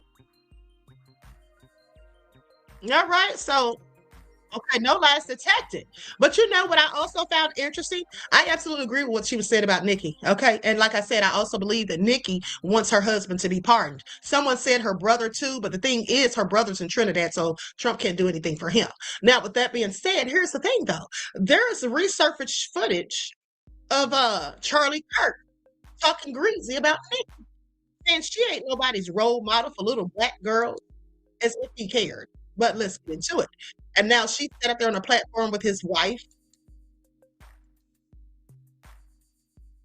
To leave the home. Hold on, I don't think that's a good role model for 18-year-old black girls. I don't think that songs that are talking about like glorifying wet female genitalia is exactly, I don't know which one wrote that song. Which one was it? I think it was Ben Shapiro. Yeah, that's right. Yeah. But by the way, the role models of the 1940s and 50s for Black America were completely different. So it is a representation issue. Hold on a second. No, not representation. It's who do you get your art from? It's what values are they putting forward? For example, more times than not, Black politicians will lament the condition of America. It's systemically racist. It's terrible. What does that do to a 14-year-old Black kid if you just find that you hear that everything is rigged against you? Instead, they should be saying, hey, there might be some barriers, but if you believe in yourself enough, you can achieve in this country. It creates a form of social conditioning of low expectations, and that's not. See, the problem with Charlie Kirk is, or was, he felt like Black people should lie to their children about them and who they really are. He felt like Black people should lie to their children about racism. No, we're not going to do that. And have them ill prepared. You see, when you lie to your children about racism in this country, or you don't speak to them about it, you don't have a discussion about it or whatever, your children grow up to be one of those Black people looking stupid on the news after something racist happens to them, saying things like, I can't believe this happened to me. How could you not? Aren't you Black? Okay, or your children end up being one of the lone Black people who goes off somewhere, okay, with a group of people who don't look like him or her, and then turn up dead. How many stories have I reported on that? Okay, so that's what happened. So Charlie Kirk didn't know what the hell he was talking about. He would have been better off, in my opinion, talking to the white youth about the white youth. Stop worrying about Black folk business, because you can't fix our problems, okay? Because you don't understand them. And and people like him caused many of them. Okay, so how are they going to fix it? Please. My argument, you know whose argument that is? Barack Obama's. I don't necessarily agree with everything he said either, man. Barack Obama said, number one, we need more fathers in the home. This is when Barack Obama didn't go super woke. Obama's a liberal. I don't care what he's got to say. Okay, but Barack Obama then secondly, he said that we can't keep telling our Black youth that you can't succeed in this country. Anybody can succeed in this country. And Obama was right when he said that. Obama was correct when he said that we need to change the story we're telling Black America. Yeah, I don't think we need to change the story. We don't need to have Black Americans, the youth out here, ill prepared. Okay, we don't need to have them being naive. All right, when it comes to racist devils, that's what we don't need. That's why we find some of them swinging from trees. Okay, remember the story about Jason, the 14-year-old Black child in Louisiana who went off with about 8 white folk, turned up dead in a river, organs missing, beaten, raped, and all of that. Then his father was run out of town, his father and his brother. Y'all remember that story? You see, Jason's father didn't have talks with him about racism and how hateful and wicked and nefarious people can be when they harbor such a hate deeply seated in the fiber of their DNA for you, when you didn't do anything to them. All you're doing is existing in the way that you were brought into this world. Okay, so I'm sorry, I don't agree with that. And like I said, Charlie Kirk would have been better off telling his own people about what they need to do. Don't worry about us, okay? Don't worry about us. Now with that, because I don't ever expect the people who created the problem to fix it, okay? That's what I don't. Because they're just going to create more problems along the way. See, what they want to do is hide their nefariousness. Let's not teach Black children about the wicked, nefarious, low-down, dirty things that your ancestors did and that some of you, in fact, still do. Let's not have that conversation. We wouldn't want them to know the truth of who we are. Then they wouldn't trust us. And some of them wouldn't even like us. Okay? Because, see, here's my thing. You know, some people would say that some Black people are racist. I never think Black people are racist. In fact, we don't have the power to, oppress anyone or deny people anything. So at the end of the day, we're not racist. But what I do believe is that the Black people that don't like white people don't like them because of the history of nefariousness. And maybe they shouldn't lump them all into one basket, but sadly, some of the racists, or all of the racists, shall I say, lump us all into the same basket. One Black person does something nefarious, all Black people are crooks and criminals and thieves and liars and cons. Okay? Collectively. All right? That's how they see it. They don't say, oh, that Black person did this. No, they talk about us all collectively as if these are things that we all do. All right? So, some Black people just happen to feel the same way about them. And that's just what it is. And it's not due to racism, okay? It's due to history. That's just what it is. Now, with that all being said, let's talk about Candace and Erika Kirk. Let's bring that up to the forefront. Likes up, everyone, please. Like and share. Here we go.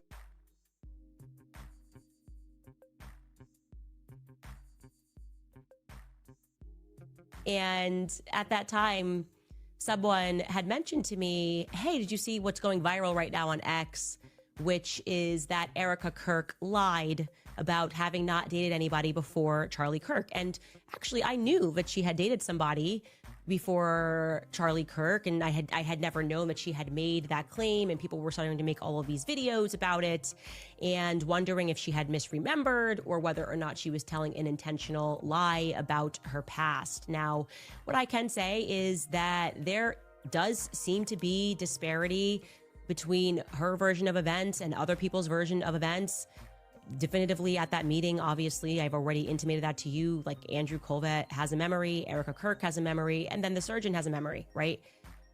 I should also mention that the surgeon said, and again, this is through a third-party person, so it's not a direct line between me and the surgeon, that he absolutely did not violate HIPAA when he suggested, hey, maybe it's a frangible bullet, but rather that it was a three-way call with him and Andrew and Erika. I don't know if he's telling the truth or if Erika's telling the truth and Andrew Colvett was flying blind. But, there's a disparity.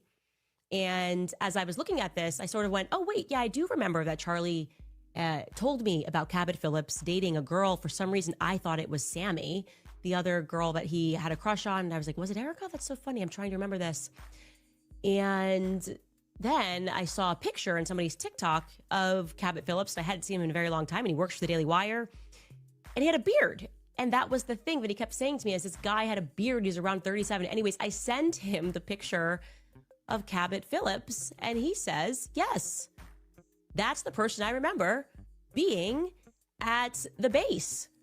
Now I'm like, that would be totally crazy. Maybe, again, this could be a lookalike. And so I messaged Cabot Phillips and did not get a response. I messaged Cabot Phillips twice today, actually, and asked him if he wanted to have an off-record conversation, because we can't just take that to the bank. Like I said, I am terrible with faces. So if I saw Cabot Phillips, I had to just from memory, there's 30,000 other people I would say it was definitely him too. And I can't trust Mitch's vision on this, but it at least is compelling. And I was like, let me do some basic fact checks here. What do I even know about this guy, Cabot Phillips? And I know that he does the Morning Wire at the Daily Wire. And I checked, and he's missing from the Morning Wire. He doesn't do it daily, but he does it enough times that I noticed that he is missing from September 4th to the September 10th on that show.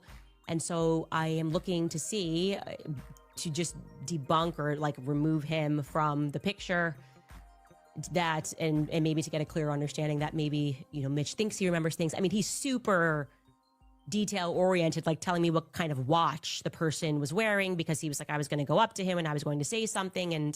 But I'm going, I don't know anything about actually Cabot Phillips. And it was very difficult to find any information outside of his father, who I found a lot of information about. Actually, he's a pretty big guy, taking a lot of money from the Adelsons, and he's definitely a neocon. I'll tell you that for free.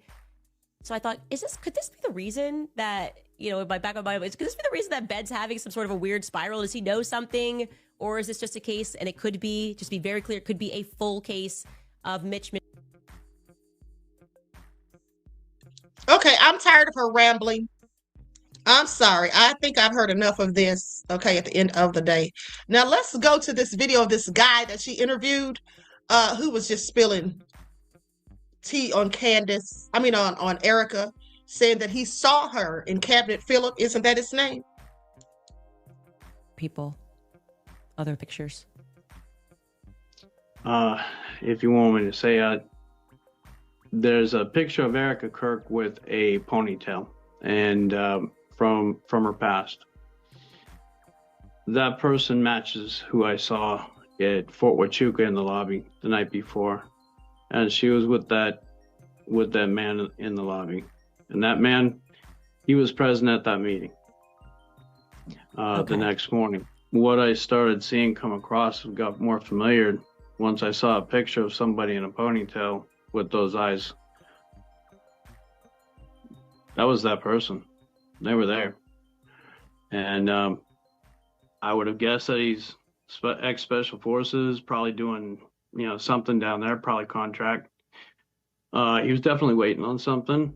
And I'd say 33 to 40, about there. So as I'm checking in, and then I go to my room and then come back out, he was joined. And the one thing I noticed about the woman that really stuck out to me was her eyes. And so when I see someone with striking blue eyes like that, they stick out. And I was on the phone with my wife here, and I even told her about it. I said, "Oh, geez, somebody has those kind of eyes." It creeped me out. There was a vehicle parked out front, big green truck. It looked like a real shiny GSA type. And yeah, they were getting into that vehicle and driving off. So Candace Owens had a guest on called Mitch, who said that with 99% certainty, he saw the head of security liar, Brian Harpole from TPUSA, along with military officials and a U.S. congressman, and Erika Kirk at Fort Huachuca in Arizona just the day before Charlie Kirk was assassinated. Did you know that Fort Huachuca is the only U.S. military base that tests drones? Did y'all hear that? Fort Huachuca is the only military base that tests drones. Okay, weren't people saying that they think a drone took out Charlie Kirk? This is Stu Peters, by the way. He brings receipts. That's where they test unmanned aviation vehicles, what was flying all over the place above UVU the day that Charlie Kirk was killed, drones, along with military aircraft, both foreign and American. The American one, specifically a Bombardier 65,000, which was designed for the singular purpose of deploying and retrieving drones. Did you know that Fort Huachuca is also the only military base in the United States that tests EMP devices? Did you know that Lori Francevy, Erika Kirk's mom's company called E3 Tech, specializes in anti-EMP technology? EMP... You all should know that, because I did tell you all that a few months ago. These, by the way, are used to disrupt telecommunications. Drones deploy EMP blasts. Could it be that's the reason why nobody could live stream, make phone calls, send texts on that day? I don't know. But if Fort Huachuca is the only U.S. military base that tests EMP equipment, then ostensibly it would be the only place for Lori Francevy, Erika Kirk's mother, to test her anti-EMP technology. So when Lori Francevy gives this story about how her and Erika Kirk had to move to Arizona, and Erika recounts this as this mother doing the best that she could to earn an honest living and that she had to move to Arizona for work. Yeah, she meant that, but she specifically meant Fort Huachuca. Fort Huachuca is central to everything relating to Lori Franceby and Kent Franceby through his Iron Dome connections as the founder of Raytheon Israel Ltd. And so, of course, Fort Huachuca is central to everything Erika Kirk. It's where she grew up. So Lori Franceby and Kent Franceby and Erika Franceby Kirk are all central to the Charlie Kirk assassination.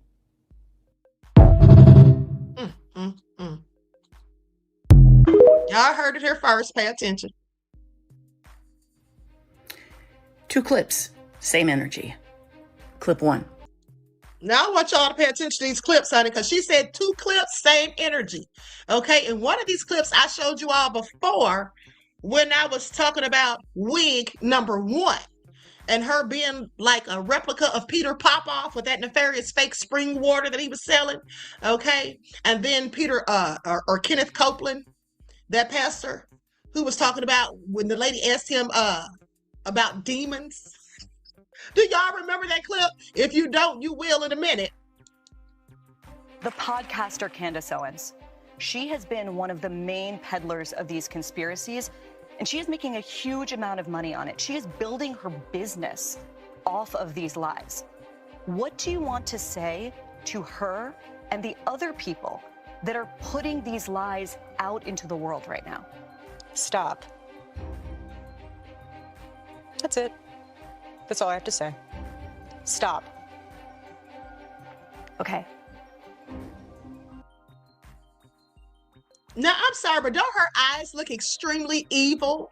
There's something really evil and nefarious about her eyes, in my opinion. I mean, they're a beautiful color, but they just look so evil. Okay, it's like it's like they don't have any, I don't know. It's almost like they don't have any life behind them. It's kind of like looking into the eyes of a serial killer, in my opinion, or a shark. Clip 2. You said that you don't like to fly commercial because you don't want to get into a tube with a bunch of demons. Do you really believe that human beings are demons? No, I do not. And don't you ever say I did. We wrestle not with flesh and blood, but principalities and powers. If you were to meet... In case you all missed it, when she said 2 different clips, the same energy, did you all see the similarities in the energy? Ladybug says, yes, very demonic, lifeless eyes. Exactly. But if you notice, Kenneth Copeland has the same type of look in his eyes when he's talking to that lady. Okay? Look at the look in his eyes. Yeah, that's right. Reggie said the demon came out of him. That's exactly what that was, honey. Okay, in real time. The man, I won't name him again, accused of murdering your husband. Do you know what you would say to him? Nothing. You would say nothing. I have nothing to say to you. Nothing. To those critics that say that a preacher should not be living a life of luxury, what is your response to that? They're wrong. That's it? That it's a misunderstanding of the Bible. But we serve a just God, and I rest easy in knowing that. He's sovereign, but he's just. And so let the Lord handle that.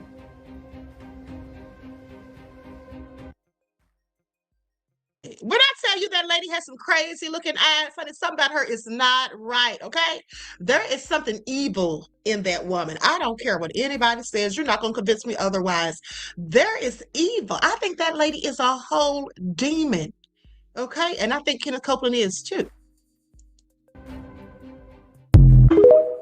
All right? Oh, nefarious.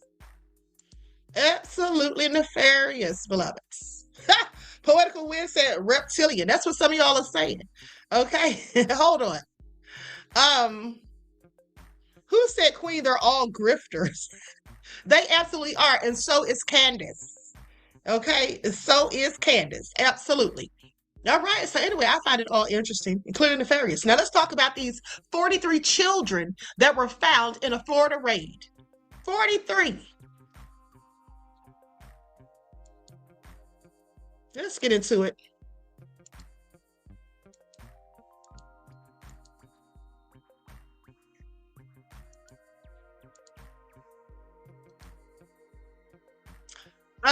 Human Nature says, why would a minister need a Rolex and a Bentley when there are people out here starving and cold? Honey, some of these pastors think they live like rappers. They want to be in the entertainment industry. Okay, they have materialistic taste, just like a lot of these other people, beloved, sadly. And many of them don't even care about the congregation. Okay, they're not going to pay your mortgage or rent or anything if you fall off, you lose your job or whatever, especially if you haven't been keeping up with your tithes. Okay, because they need them coins.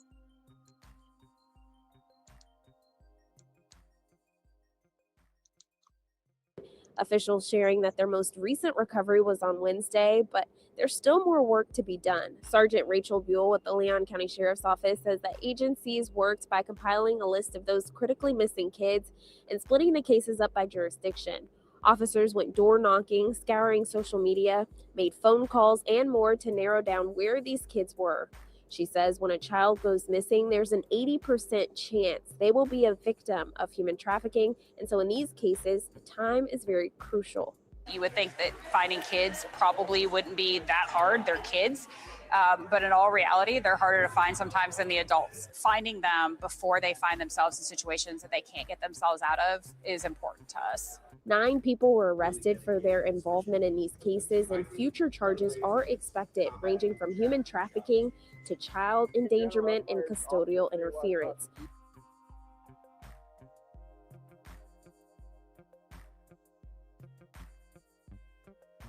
Okay, 43 missing children found in a raid. Trafficking is real. Okay, and people need to be very careful. Now, Dynamic Quality said Juanita Bynum is still grifting hard too, Queen. Listen, I did a report on her maybe a couple of years ago or two, maybe 2 or 3 years ago, where she was charging people some ridiculous price for some sort of prayer classes or something. She's talking about she's going to teach people how to pray the right way. I think she might have been charging like about $1,500 or more, if I'm not mistaken. It was just ridiculous. It was clearly a grift.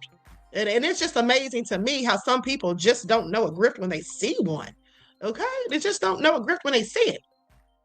So anyway, with that all being said, let's now talk about this sailor who killed these 2 women. This is all egregious, okay? He fired like 30 rounds. Okay, we're going to get into it, and then we got to talk about Shedeur. All right? Like stuff, everyone, please like and share. Thank you in advance.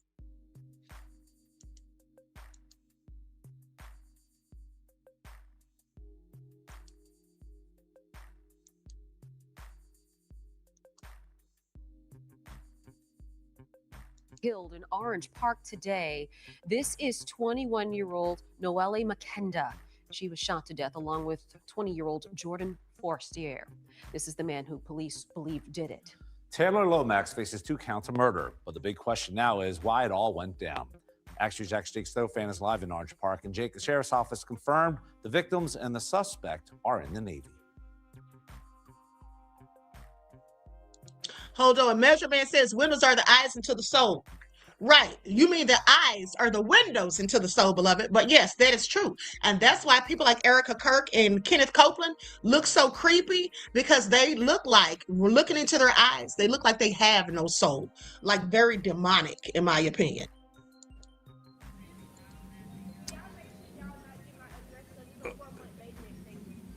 That's right. They all apparently lived in this home. As you can see, a woman just walked up here in the last few minutes. Ma'am, do you live in this home? Were you there last night? Yes. Are you the wife of the? Yes, I am. Can you tell us what happened? I most definitely can. 22-year-old Taylor Marquise Lomax faces 2 counts of second-degree murder and is being held without bond after Clay County Sheriff's deputies allege he shot and killed 21-year-old Noelle Makenda and 20-year-old Jordan Forestier in the Savannah Glen neighborhood Wednesday night. According to the sheriff's office, Lomax's wife came to the home Wednesday night and began arguing with the 2 victims, who were Lomax's roommates. A fight between the women broke out in the front yard, according to sheriff's deputies, and that's when Lomax allegedly grabbed a handgun and fired more than 30 rounds, striking both victims multiple times. Ashley Durham, who lives just down the street, has lived in the neighborhood for over 15 years and heard the shots ring out. It's just too close to home. It's very scary because it's kids and we don't usually have crime in this neighborhood. Yeah, it's just scary. Lomax's wife is the one who reportedly called 911. Lomax was arrested and his wife was questioned, but she has since been released. The sheriff's office says Lomax and both victims all served in the U.S. Navy. Video Action News Jax found on the Birmingham City Schools Facebook page appears to show Lomax surprising his mother after coming home from a 9-month deployment in August of last year. In the video, his mother refers to him as her, quote, hero, and that before joining the Navy, he was steering towards, quote, street life. Durham says the entire ordeal has left her and her neighbors with a feeling of unease and sadness. Said he was heading towards street life. Looks like he did get into street life, okay? Looks like he was already in the street life and it just crept back out. You know that old saying, you can take the person out of the ghetto, but you can't take the ghetto out of them? That's what it seems like. You're a whole soldier at this point, a sailor, okay, in the Navy, and then you murk 2 of your colleagues. Sad story. For the 2 women who lost their lives. You have to be on your P's and Q's, not always, but like now, like with the kids playing outside, you don't know what's going to happen now. Like we had a suspect like down the street from us, like a couple of houses down, so that's scary. Now, during that package as it was airing, I was just speaking with a woman who claims to be the wife of the suspect in this case. She says that disputes the police report suggesting that this was perhaps an act of self-defense. Obviously, the sheriff's office does not agree or would not have charged the suspect with 2 counts of second-degree murder, but obviously some different perspectives. You'll likely be able to hear some of that interview that we just did with the suspect's wife later tonight on Action News Jax. For local coverage, you can count on Live in Orange Park. I'm Jake Stofan, Action News Jax.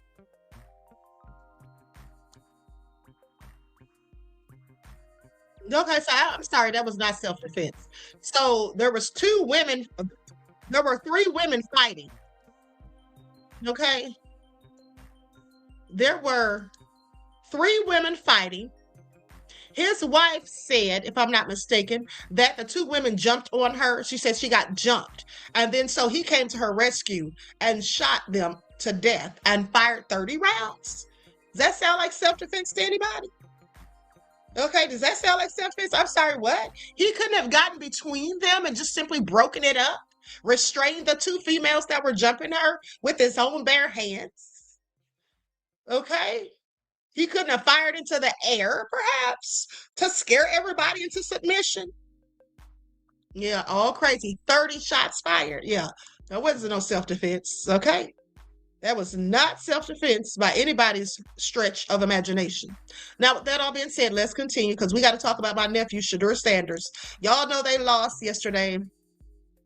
They lost to the Bills, but here are some comments that people made. Okay, so this is Michael Irvin says, I hope Shedeur is looking at Caleb Williams saying, man, he was having the same kind of rough season his first season, but they brought it in. They brought in a coach, and the coach has taken a system and put it in around his talent. Now, isn't that what I told you all days ago they need to do with Shedeur? Didn't I tell you all that? They need to build around his talent to help him. He has all the tools that he needs in his arsenal, but he needs people who are going to protect him on the field. Because I told you all that it looks to me that some of these offensive linemen are just not doing their job, like they're not blocking adequately or whatever, and it just looks crazy. Okay, so I agree with Michael Irvin. I already said that. Now, Titans Jeffrey Simmons on Shedeur Sanders postgame says that's his team now. He's going to be a star in this league. He's already a star in this league. And then did y'all see Shedeur's finger? Oh my God, his finger looks so gross. I feel so bad for him, okay? Clearly lacerated. And then they went in on CBS for showing the finger because it was gruesome. There it is. It hurts to look at. Y'all see that? Lord have mercy. I hope my nephew gets that together. Okay, because that's on his throwing hand too. Now, Ocho says he don't need a pinky finger to throw the ball, but sir, please sit down somewhere. Okay.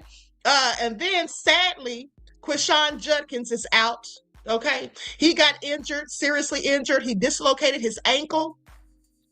And so he's going to be out for the rest of the season, clearly. Oh, I'm sorry. I didn't mean to put that up there yet. Okay. So anyway, with that all being said, let's go to what Ocho and Shannon had to say about all of this. Likes up, everyone, please like and share.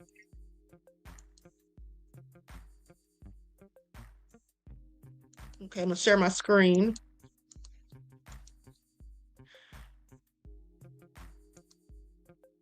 And by the way, just so you all know, when they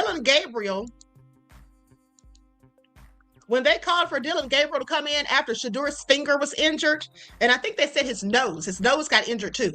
But nonetheless, when they called for Dylan Gabriel to come, everybody started booing.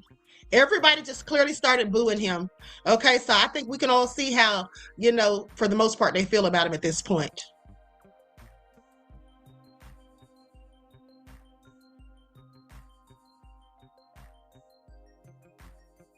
Sports Thunk here. Don't forget to hit that subscribe button to join the fastest growing community on YouTube. Remember, Nike. What he had to say after the game when they tried to catch a teammate, at least in the public eye. After Cleveland's loss, Shedeur was quick to defend his coaches and his team. Take a listen to this, Ocho, what he had to say after the game when they tried to catch him up again. Right decision. Go for it on 4th and 2. I know you can't be asking me that question, man. Come on, man. We can't see that's like the thing. Like, if we want to change, the narrative, change the franchise, if we want to like help, we got to speak. Life, you can't. Those type of things is like separate us. Like a lot of the players like get these type of questions, and then we want to be working with y'all. We want to be proactive, but like when you ask questions or when questions are asked to us players, and it's like you pinning stuff against each other, it's like, come on now, it's like a thing in the locker room. Like, we're not gonna be able to talk to them for real. We're not gonna be able to give them what they need, like, because that separates the team. That don't help anything. It don't help anything in any situation, no matter how you answer it. I like that. Listen, the media is part of the. Hold on, let me address this comments. Okay, Ed Van Tran said, sick and tired of the Sanders family. His father was an attention seeker with his primetime persona back in the 90s. We want to hear about new talent. Shedeur is new talent, honey. And if you don't like primetime and his family, you can hit the road, Jack. Okay, that's what you can do, seriously. Anybody who has a problem with Deion Sanders and his family, you're nothing but a hater. Because these people are good Christian folk. They're very humble. They have given to their communities. They're absolutely the cream of the crop as far as I'm concerned. Anybody who doesn't like them is just a whole damn hater or racist. Okay, which one are you? I have several questions at the end of the day, but you can excuse yourself from this chat if you don't like it. Because over here, we rock with the Sanders family. All right? We sure do. And I'm going to talk about them every time they have a game or anytime I feel the need. Now, with that all being said, before we continue, let me say this. You all please keep Quishon Judkins in your prayers because he's a rookie also. And I really hate that this injury happened to him. Okay? At the end of the day, he also fractured his fibula and dislocated his ankle. And I really hate that for him. Okay. He suffered this injury while attempting to make a catch in the backfield when Bills linebacker Matt Milano hit him low. Okay. And so with that all being said, the number 36 overall pick in the 2025 NFL draft out of Ohio State had rushed 8 times for 22 yards, caught 5 passes for a game high of 29 yards before exiting the game. Judkins was Cleveland's leading rusher this season, having rushed for 805 yards and 7 touchdowns in 13 games. Okay. With that all being said, Raheem Sanders and Travion Williams replaced Judkins at running back and were effective for Shedeur Sanders. Raheem rushed for 42 yards on 11 carries, while Williams rushed 3 times for 17 yards and led all receivers with 4 catches for 38 yards. Okay, so that all being said, let me just tell y'all something real quick. Okay, what we're not going to have on this channel ever is any slander on Deion Sanders or his family. That's what we not gonna have. Honey, I'm gonna tell y'all right now, because I'm a diehard Deion Sanders fan and always have been. Okay. At the end of the day, he's one of the best to ever do it as far as I'm concerned. And that's why I love his sons, because they're the epitome of him, specifically Shedeur. So y'all can sit down somewhere, honey. Haters, don't come over here with that. Okay, don't come over here with that. You can leave. Okay, you can leave, because we all know I'm not pressed for views. I'm shadow banned anyway, so I give zero damns about any of it. Okay, let's continue. Problem. The media is part of the problem. Obviously, it's already been a circus over there, right? In the divisive. Yeah, divisive tactics and questioning that they're using, trying to trip Shedeur up. And Shedeur being media savvy, understanding not to answer those questions, understanding not to take that goddamn bait, and to do what he's doing. You got to protect your teammates. You got to protect your coach. You got to protect your team in general, despite what they may think about you internally, because you've heard it and you've seen it done to you, but still doing right by them, because you understand that that's what you have to do. You know, you've been given a great opportunity, and he's doing all the things right that he can to make sure he does the best he can, whether it be on the field, off the field, in the media, in the community. And I mean, shoot, I mean, that's all we can do is commend him on that. Now, this game, you're gonna have to help me out on this one. This is the one game I wasn't able to see. The rest of them was playing in the stadium where I was. You know, they had. Hold on, you guys. Is it just me, or is Shannon out here in a whole new look? Y'all see Unc? Got hair on his face. What's going on here, Shannon? Is Shannon trying to change his look? Shannon trying to get spicy out here in these streets? Let's continue. Multiple TVs on for me, so I can be up to par. This is the one game I wasn't able to see. Whew. Well, you ain't missed much. I mean, Shedeur got off to a great start. They go right down the field, get a touchdown.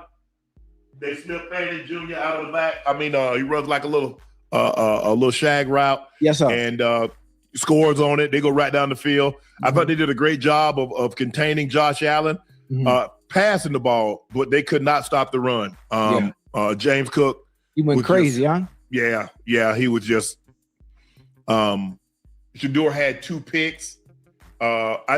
He's gonna have to do something, because he gets a lot. I could see if he was a smallish guy, right, like a Bryce Young. Yes, sir. He gets a lot. Shedeur gets a lot of passes batted.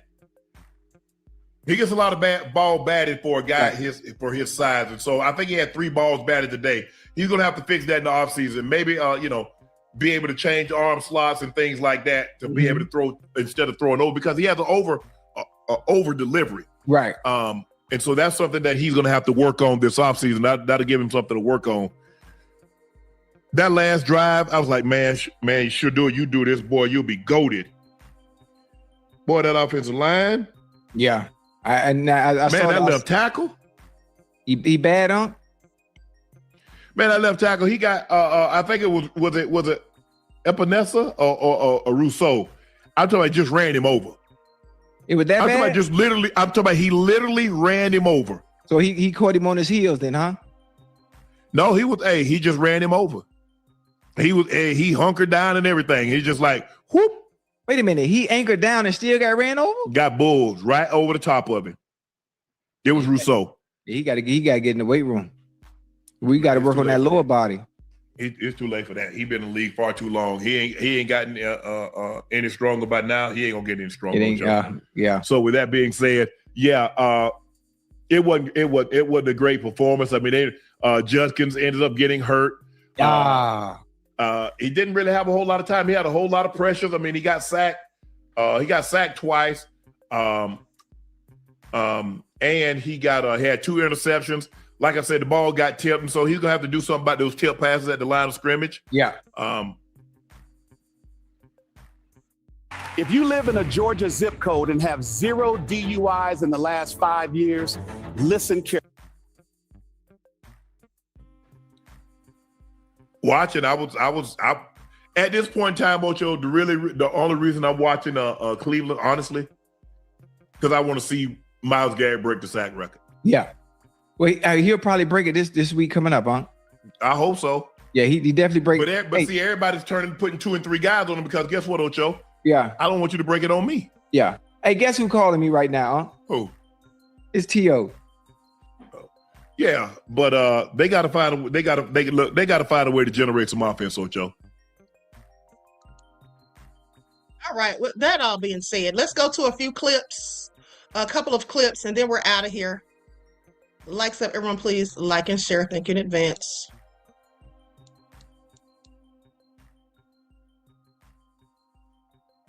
Hold on just a second.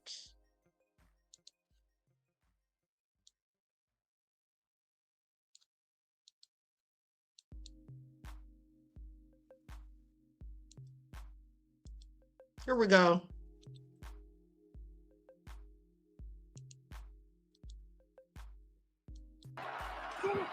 Sanders somehow gets away, and Sanders is going to run for it.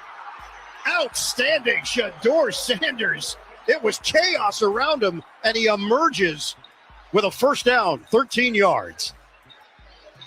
Wow, what an escape. You're going to see him duck down. Sanders.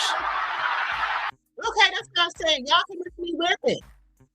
That's why anybody hating on Shedeur commits me with it. This young man's out there cooking on the field, okay? And he has to do a lot of this stuff by himself, because I'm sorry. Some of these players out here are lackluster. Jerry, Judy, okay? At the end of the day. And he's out here breaking records. Y'all need to miss me with it.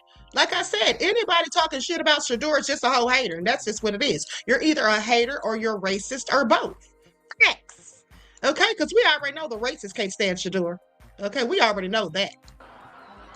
Sam. They ain't gonna like this one, Shedeur. They ain't gonna like this one, dog. Hey, that boy, get in that doggy pose, man. Get up 42. Damn. Look at that.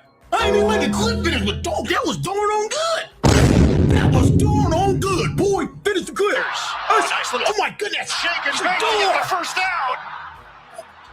Oh, that boy back. That boy back. They ain't gonna like this one, boy. They ain't gonna like this one, boy. Yeah, that boy is bad. Van Tran said he's overrated. Well, you know, that's your opinion and you're entitled to it. Okay? But quite frankly, I think he's underrated. All right? I think he's underrated. Okay? If all the haters stop hating and just tell the truth and shame the devil, then he'll be, then he'll be rated where he should be in my opinion. Okay, that's right. Reggie said not rated enough. And that's what I'm talking about. Honey, it's a whole lot of haters. Van Tran is clearly one. Mm-hmm. Van Tran is clearly a whole hater, but that's okay. You can hate on hater. Okay, that's what you can do. Now, with that all being said, I'm about to conclude this broadcast. I want to thank y'all for tuning in once again. Listen, I think I'm going to have to come back because y'all, it's a couple of stories that I didn't get to tell you guys. First of all, the young lady Rizzy. You all remember the young lady? You all remember the young lady Rizzy who took her own life, sadly, because she was being bullied on TikTok? We got some updates on that, so I'm gonna come back later and talk about that. Okay, we got to talk about this conquistador who went over there to Mexico talking greasy, and the Mexicans are dragging him, and so are some other people who live over in Mexico. And I definitely want to talk about the Papoose and Clarissa Shields interview on The Breakfast Club, how everybody's just talking real greasy about Clarissa. I don't know why people just hate on this lady so much. A bunch of broke artist people who don't have anything going for themselves, maybe? Yeah, that's what I think. We're going to get into it all. Okay, so likes up. Everyone, please like and share. Thank you in advance. I love you all to life. I hope to see y'all for the next broadcast, which will probably be around 7:30. And so until then, beloveds, each one teach one. That's how we grow and thrive. Do something productive, constructive, but never destructive. And always remember to keep the Most High first in your lives. And with that all being said, let me say something about Van Tran. I can guarantee you that Van Tran don't look like us. First of all, nobody who looks like me would call themselves Van Tran. That's for number one. And also, somebody who looks like me would not ever fix their mouths to say that Shedeur Sanders is overrated or that Dion was showboating. Because even if he was, we loved it. Okay? The only people mad at a black man showboating, who's bringing receipts and bringing talent and all of that, who's really, confident in himself, it's people who don't look like him. That's who that is. These same people don't have a problem with people like Tom Brady who flatten those footballs, okay, a whole cheater. They don't have a problem with people like Jackson Dart or other people who showboat. Okay, they don't have a problem with them. But it's always the black man that these hating racist devils are always upset about. All right? So with that all being said, Van Tran says black people love Michael Jordan, but he told rapper Chamillionaire back in the mid-2000s that he don't give his autograph to no N-word in front of whites. Stop looking up to these sellouts. Well, here's the thing, honey, nobody in this chat gives a darn about Michael Jordan. You clearly are new to this channel. I've dragged him a few times. We don't look up to Michael Jordan. We liked his game back in the day, but we already know what kind of black person he is, okay? That's what we do know. So nobody's caping for him, and to bring him up when we're talking about the Sanders family is clearly gaslighting and deflecting. They are not the same, okay? They are not the same. And you said stop celebrating these or looking up to these sellouts. When did Dion sell out? When did Shedeur? Okay, that's how I know you must have lost your rabbit ass mind at the end of the day, because they're not sellouts. Michael Jordan's a different story. He is. Okay, so that all been said, I love you all to life. Everybody enjoy the rest of this beautiful day, and I will talk to you all again soon. Until next time, beloveds. Peace.